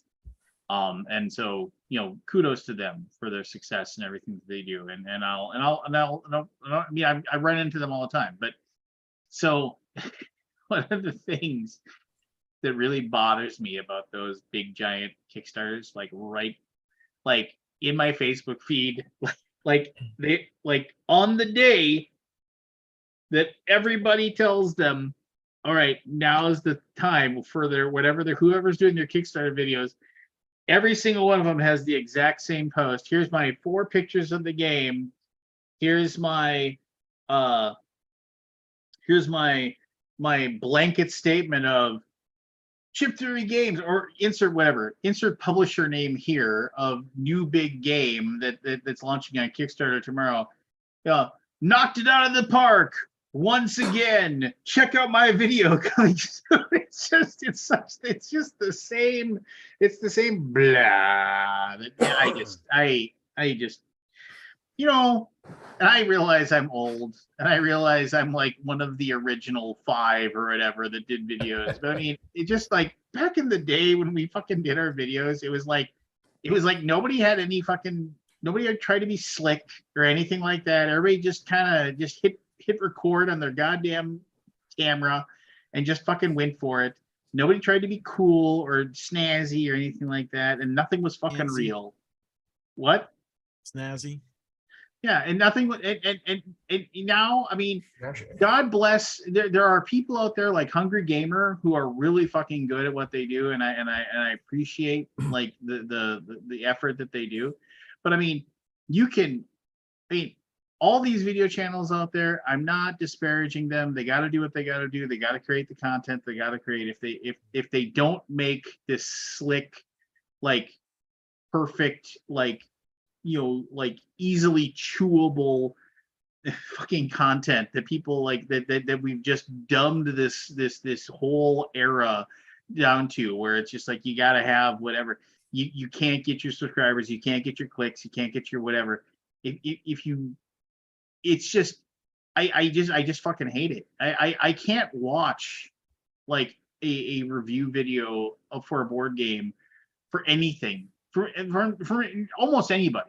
I mean, it's just because it's all just so just like, here's my script, here's my I really like this, and this, and here's the one thing I kind of don't like, but that shouldn't blah blah blah. And this is like, and I'll get done, and I'll give it a 7.5, and I'll give it a whatever, and all, it's just nobody ever. What do you want? I don't know, man. I want it to be real. I mean, Sounds like a review. Yeah. go and watch all these videos, man. It's just like it's the same. Nobody fucking rips anything apart.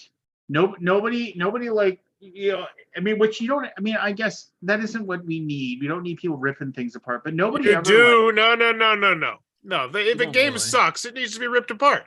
Well, no, people just don't do a video for it, right? Yeah, It is- that's what it is now. Nobody fucking Yeah. like Why, that. why nobody- would you waste your nobody- time doing a video for a game? nobody rips anything Because you apart. build credibility. You build And- immediate credibility by shitting on a game, and if Why someone is it plays that game and incredible it's why is it not incredible to have a positive review of things all the time? because this is, it's like, for lack of a better description, it's kind of like if you'd review a car, right? I mean, it's like, oh, I mean, it's got 4 wheels and a seat, and it gets me from point A to point B. Sure. It does the fucking job. There's basically most of these fucking board games out there right now just do the fucking job. You sit it down, you unpack it, and you play the thing, and 60 to 75 to 90 minutes later, somebody wins, and you had time. You spent time with her, and that's what. And there was nothing about it that was really fucking amazing. There was nothing about it that was really fucking awful. You didn't have to fucking fight to get through the rules. It did the fucking job for those 90 minutes that you were sitting at that goddamn table. I want a reviewer that only does reviews for games they play more than once. And Oh no! Don't you listen to the videos? They Everybody all do. everybody says, I played this 6 times, 3 no way. times with 2 people. No, you chance. didn't. No, you fucking didn't. the only person I believe with that is Eric Martin. And I don't even believe Yeah, I it. believe Eric most of the I time. mean, believe I it. don't. I mean, because and maybe he's the diamond in the rough. Maybe he's the unicorn that does it. Who knows? But and I'll say this: the reviewers that come on this show that say, and that I know I watch videos where they say that shit. It's fucking bullshit. There's no way. That game. The learn to play version. I mean, maybe if it was like a 10-minute roll and write, you played it 6 times. I'll maybe buy that. But if the game time to play that game is 75 minutes, the first time took you 2 hours at a minimum, and then you're telling me that you played it again another 5 times at different play counts, and then this is my review now. No, you don't bullshit a bullshitter. Just whatever. Maybe if you counted reading the rules as one of your play sessions. Well, it is. You want Cleanup's another one. I mean, Yeah. but here's the deal: is that what's dumb is that these, and I'm not going to name any video reviewer or any or written reviewer or whatever. I'm not going to name any of them for anything, right? For the people to say that, if they've played hundreds of games, I mean, like, for God's sakes, if Forrest played a game and played half of it, and he told me that game's garbage, don't play it, I know Forrest knows what he's fucking talking about, because Forrest has played thousands of board games. If Forrest played half of a fucking game, and he told me that game's really fun, you should check it out, I would go check that game out. If Forrest read the fucking rules for a game and said, go check it out, that game looks like it's gonna be fucking awesome, I would go check it out, because I would trust Forrest to know what he's talking about. you can tell from the rules a lot of the time. But you just gotta have, but somebody who's like, we played this 9 times, this heavy dense Euro that takes 4.5 hours to play. Just like, no, you didn't. No, you fucking didn't. And just, Well, not everybody's lying, right? I mean, I'm sure some people are, but not everybody. I think the more views the more subscribers and all, the more you're kicking out, the less you're playing them. I mean, that Yeah, there is limited time, right? I That's true. believe that the newer reviewers, the ones with passion in the hobby, still they are playing them 4 to 5 times. Yeah, but these other guys are doing it as a job. No, yeah, they're all doing it as a job, though, in some way, shape, or form. That's the thing. That's so interesting. yeah, the Like, money. The turnout that I just I wish there was a way that we could like look at how many channels just die. Like they realize like I'm not going to be Tom Vassell or Will Wheaton after like 2 years, and they just give up. Well, that's when the majority. I think I there mean, was a stat on this. It was like 2 to 3 years they fade away. Yeah. That's true for any endeavor. Yeah. You know? Yeah. I was just curious. I didn't know if there was a way to like really look at that. I don't know. Yeah. I don't know. I mean, and But we're- like I Well, said, go on BGG and look at old games and see if those channels are still around. The Yeah. videos are there still. I mean, like I remember, like there were times when I found a video that I was like, oh, that guy, that would seem kind of cool, and not just reviews, just videos in general, and like I'll click on the thing, and it's like last video 1 year ago. You're Yeah. like, Yeah. because they were like, you know what, screw this. I got That's with anything though. There's I these, got- there's a synth guy that I watch, and he did. I went back through all his videos, and they're awesome. And then Done. he hasn't done one in a year. You know, it's Yeah. like I want to see more stuff. Well, people's interests change too. The rhythm Yeah. actually got him. yeah. Gloria I Estefan get warned it. us. She warned us. I got it. I got that reference. I was there. I don't know, and I mean, and, it's a tough conveyor belt. It's a conveyor belt that will never stop. Yeah. How long can you stay on that conveyor belt as a single person? Yeah. A company, maybe. I mean, that's what YouTube is now basically made for corporations. I mean, corporations can crank out content. Yeah. Can crank out content. No. I'm Yeah. one of them. The somebody only reason said, to do it is like have multiple people. No, I don't. Lincoln's been doing it for 10 years, which fantastic. he's Yeah. also getting paid But I a salary. Now- wasn't always getting paid. Yeah. Now I've he only is. been an employee for a few years. Yeah. But yeah, I mean, sure. Well, I If mean, that's your job, but a lot of these people are also getting paid as a job, right? There's I know. Kickstarters I know.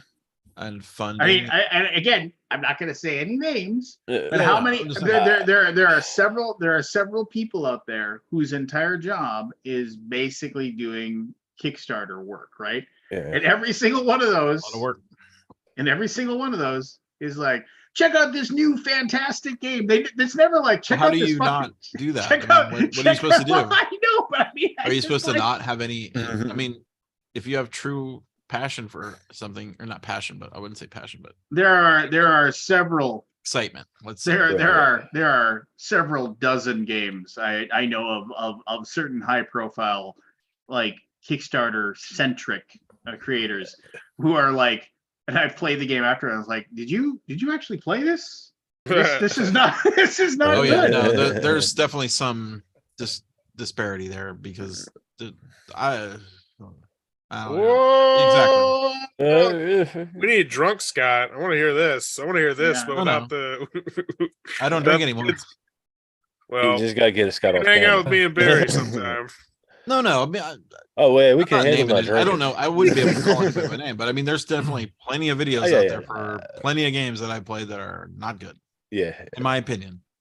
Sometimes this How is can all honestly 10 what I of like those- to do. Those content creators be so positive about a game that I Right. felt was completely. And then Yeah, there's now there's I also wanted the- I want to there's go also back the to reverse. making videos for games that said, Marco Polo 2, it does the fucking job. All right, I I want would to totally ask if watch anybody that else does channel. this. but there's also the reverse of that, Scott. There's Acrotiri, One or it does the two, fucking job. there's one or two creators that give a game a bad rep and everybody follows suit. You know, it's weird the industry Well, that At the end time of of it now. funding, it usually no negative things come out. I mean, Right. would you Yeah. agree? I mean, just- feel I can't understand these people that want to play, you know, like me.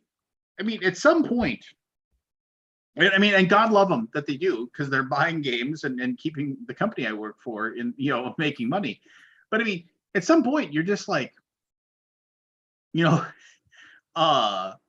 just like, how many fucking cube pushing things do you need? I mean, it just, I don't get it. And I'm not. how many times can you turn this into that into that? Yeah. Oh, it was, I mean, Again, I that's- blame that on the hobby, the new influx of new people in the hobby. You just Sure. they're not There's exposed. to it. always going to be something. Yeah. And eventually they'll get selective on their gaming. Yeah. Probably. Or they'll just stop. Yeah. Yeah. Either one. Has anybody here played BattleTech? Oh, I used to play The BattleTech computer game? all the time when I was a kid. The I was looking at computer their games their Kickstarter. I was looking at their Kickstarter. It's got raised $4 million. for a PC game. No, it's for the. No, it was just for models and Catalyst, right? Yeah. Catalyst Labs. No, Yeah. That was The a long Catalyst- time ago, though, wasn't it? no, it's 21 days to go, and they're at $4.6 million. Yeah, I Wasn't gave there it. a Robotech one that was like just never funded or never fulfilled? That was a never. different company. I actually got mine. Would you? You said how many million? 4, I think. I thought it was a pretty shit Kickstarter. I gave it an F. That's weird. I just read Or something. funded? No, there's a lot of things. They pretty much they've been around for 40 years, and it doesn't look like anybody new's coming in. It's just the people that love it are just spending a fuckload of cash on it, which makes sense. You know, you look Yeah. at Ogre, from Know a your couple years back. audience. Ogre's not spectacular. Does Takes- the job. Does the Gets job. that. It does Yeah, the yeah. fucking Job job. You should get yourself a Fiverr, get a logo made. That should be your new slogan for Lance. the next Dude, Kickstarter. Lance. just It record does the yourself job. saying that, and then just put a little blank spot for them to put their box on it. They just download your video, put their box up. So I've got a question. I do this, and I don't know if it's regular or not, but when I play something that is just objectively like a terrible game, like one where you play it, everybody hates it, the rule booklet's bad, just not fun, broken, whatever it may be, which doesn't happen too terribly often anymore. But does anybody else, like, after that, go look at really positive reviews of that and then just kind of scrub those people from your brain? Is that just me? I mean, so sometimes Yeah. what makes an objectively bad game to one person isn't Yeah. objectively bad to another person. So that's not always the case. A bad Yeah. rule booklet is a bad rule booklet, Evan. Sure. You're Yeah, missing yeah, crucial, vital rules. Like, I'm not talking about the rule book. I'm talking about the game. yeah, but the rule booklet's part of the game. It can sync, it's like a salting your piece of it, cake. Sure. I'm just saying, like, a bad rule book doesn't make a game bad.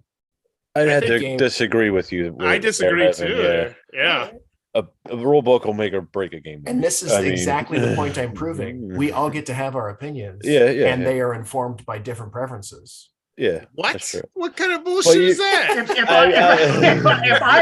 If I have to This fight, is bullshit.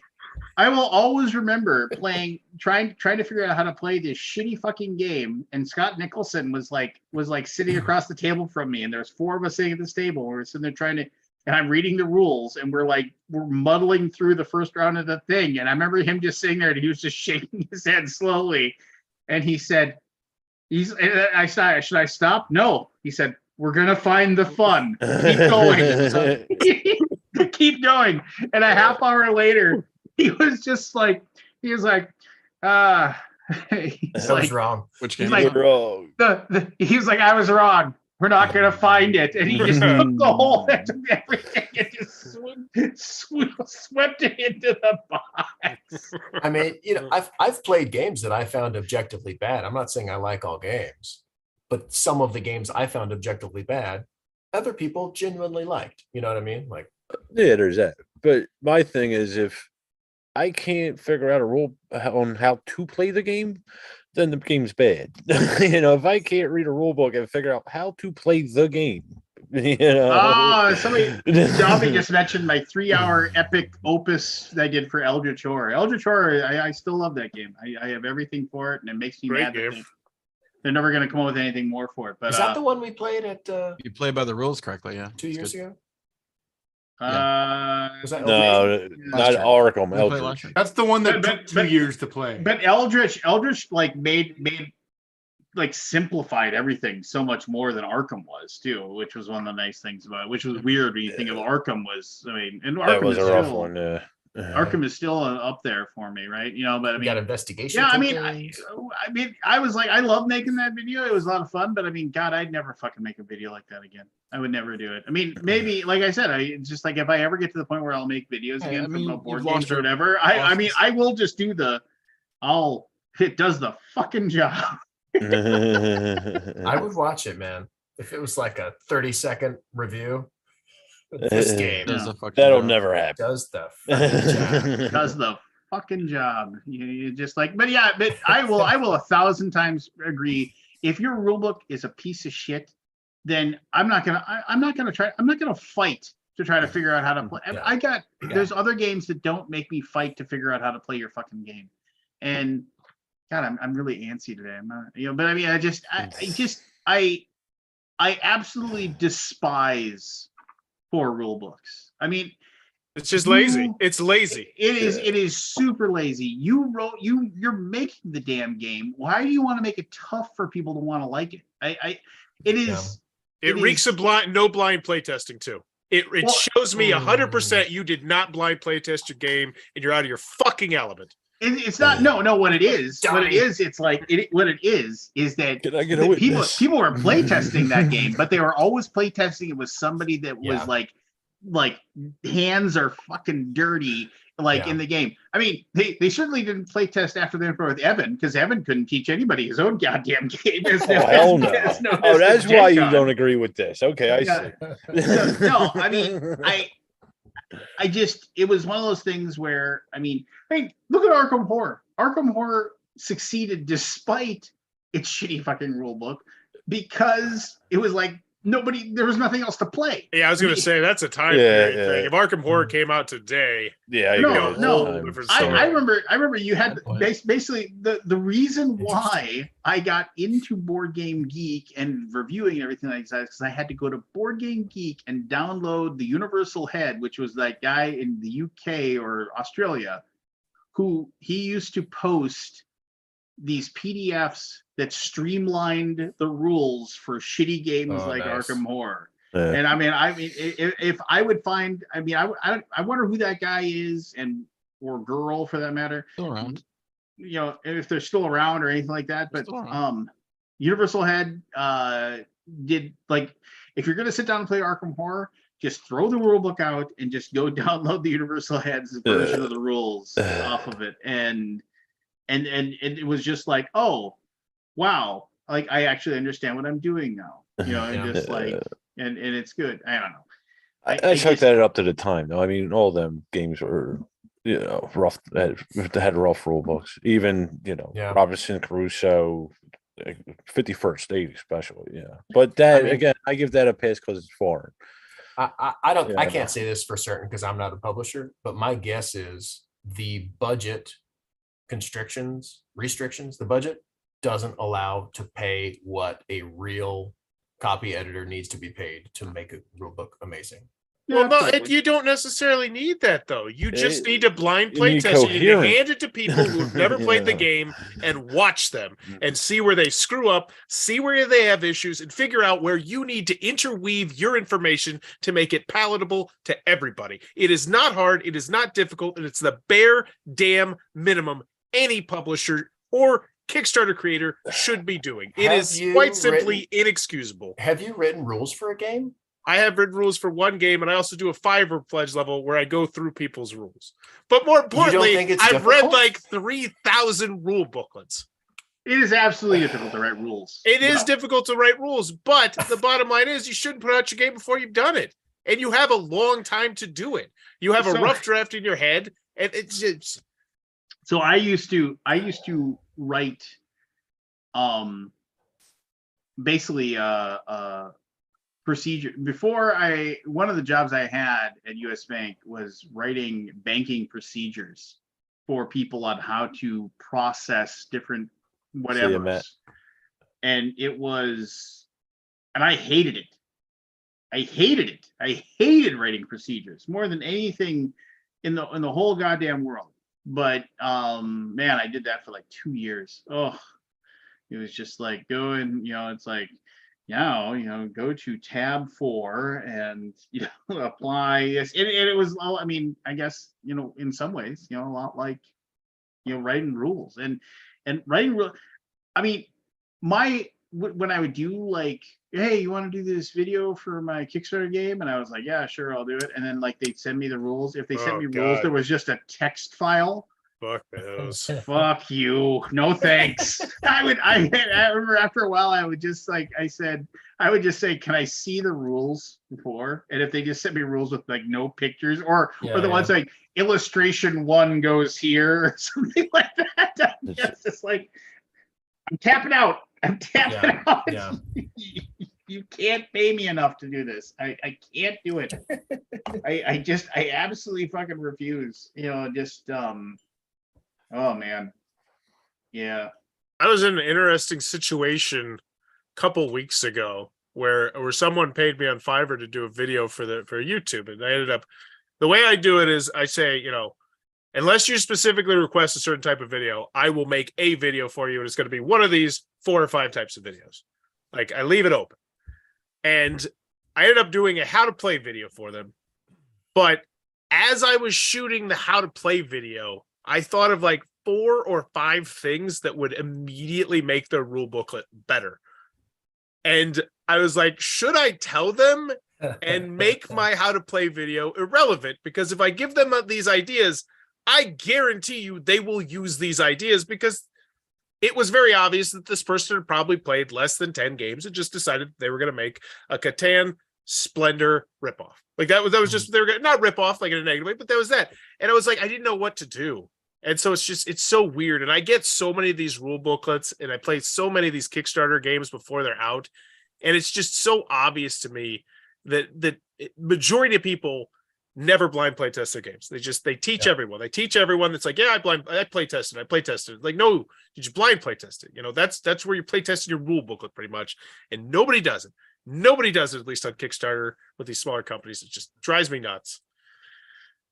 Yeah, it's driving me nuts. Like, you have friends. Go walk the plank. Yeah, I'm done venting.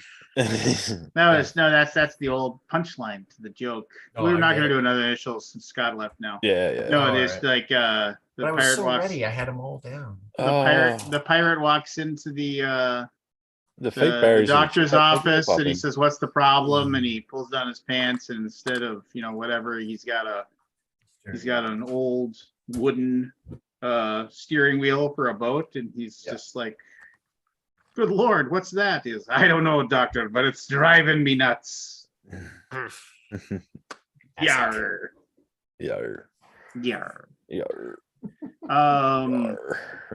Yeah, I don't know. Well, at least I got an interesting article to read about wormwood now.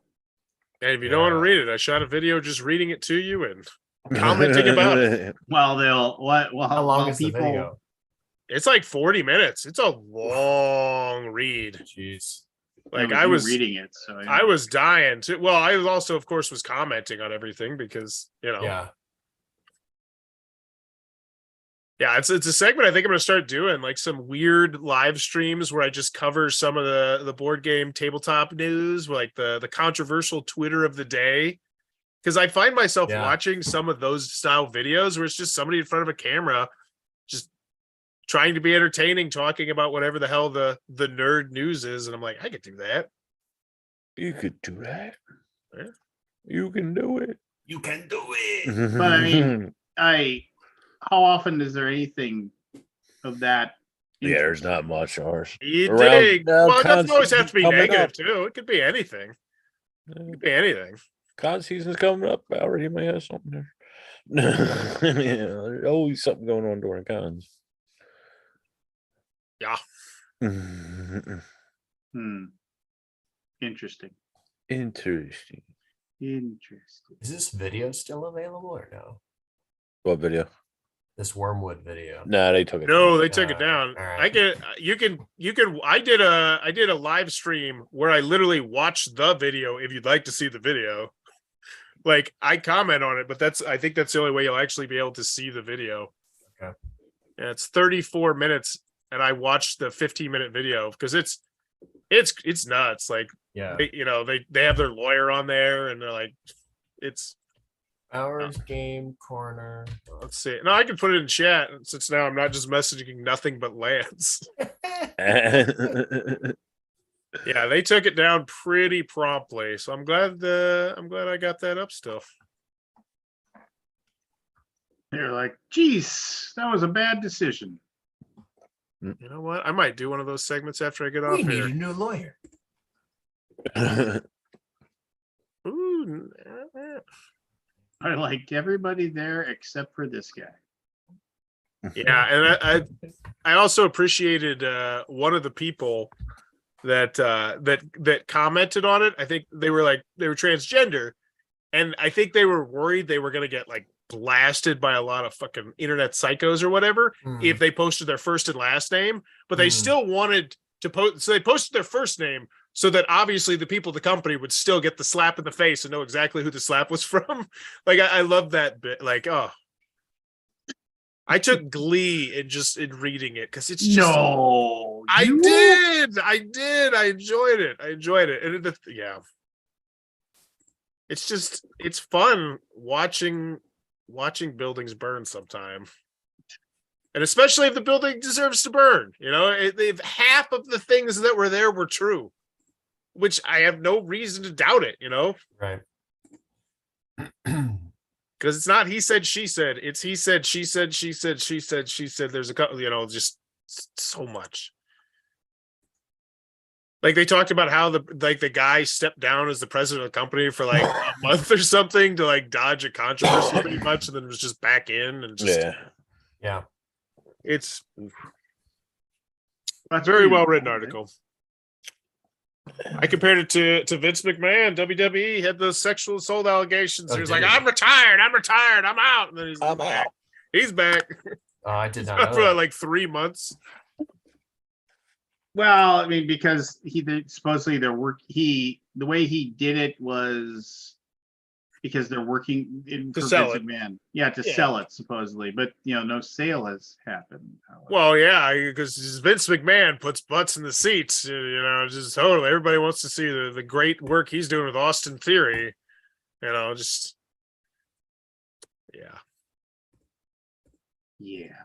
Yeah. Well, WrestleMania this weekend. Yeah. Stand and deliver too. I'm excited. Watching a good chunk of it with my kids.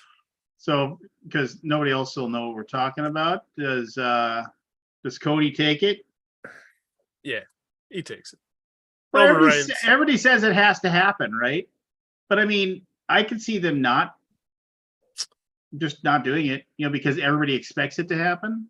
You I know, think mean, the only who else is going to take it off him? The only other person I'd see is Gunther, because they had their chance with Sami Zayn, who was in his hometown. They didn't do it. Like, who else is taking it? They're not just going to let any Joe Schmoke at it. You know, they're not letting Goldberg get back in here and get it. Brock Lesnar's not going to grab it for a month. But well, you I never know. mean, maybe it's maybe they just want to go Bruno Sammartino with them and just have him hold it for 8 years. Nah, he wants to be in movies. I think he wants to Batista. He wants to rock. Whatever. He wants to Batista. That's where you make the money. That's where you get the real money right there. Then you don't have to beat yourself up either. Yeah. What a Look at the John Rock. Cena. He owns Here's- the XFL team. Here's the better question. Does Cena ever come back and break Flair's record? They give him one more championship. Absolutely. Was it like 50? John Cena's still got Cena? fun. Yeah, he's not even that old, I don't think. I think he's late 40s. I mean, he might Yeah. be 50. Oh yeah. He's Um, probably got 10 more years of being live, undoubtedly. Just wait for a couple bad John Cena movies and TV shows, which I Yeah. hope doesn't happen. I think he's a great actor. I've enjoyed everything I've seen him He's in. okay. But you know, you get a couple. Oh, he was so good in that DC miniseries thing. Oh yeah, the God, he was. It's on my list to watch. Oh my gosh, you haven't Suicide watched Squad thing. Peacemaker? No, the Peacemaker. Peacemaker. Yeah. Yeah. I've you, seen that. oh We're going my. through Ozark right now. I mean, seriously, it's like when I watched the Peacemaker, it was like sitting there and I like you forget it's John Cena. Like Huh. like there This are is good. like there are scenes of like raw emotion that he earns, you know, like just oh yeah. I was like, that's John Cena. Like that's the guy who's like, you can't see me, you know, just like and here he is like actually like showing like massive range. Well, you know, yeah. I mean, I was impressed. very much impressed with him. And it was a good little story too. It was a fun little story. They had good support, a good supporting cast, and yeah, it was good stuff. And Good stuff. I recommend. It had a great theme song too. And a good little opening bit every single time. So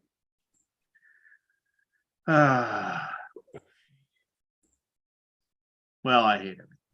So Yeah, you Just say you hate everyone. well, I mean, everything. I just hate everything. You know, I don't know. I mean, like this well, I can complain off air, but I mean, yeah. Yeah, I'm running down as it is. It's 12:30 here. If you guys want to hang out and listen to me rant for a moment off air, I can rant Yeah, off Oh, I love rants. Uh, air. So, yeah. Yeah, there's supposed to be a second season of Peacemaker. So, we'll see. but there you Warner go. Brothers, there's a lot of shit up in the air right now at Warner Brothers and HBO Max. But all right, everybody, just thanks for watching. Remember, we are not sponsored by NordVPN. So Yeah, you keep whatever giving you them do, free advertising. Blind Whatever play you test do. your games, folks. Blind play test your games. all right. We'll see Spay you. and neuter your pets. We'll see you next week.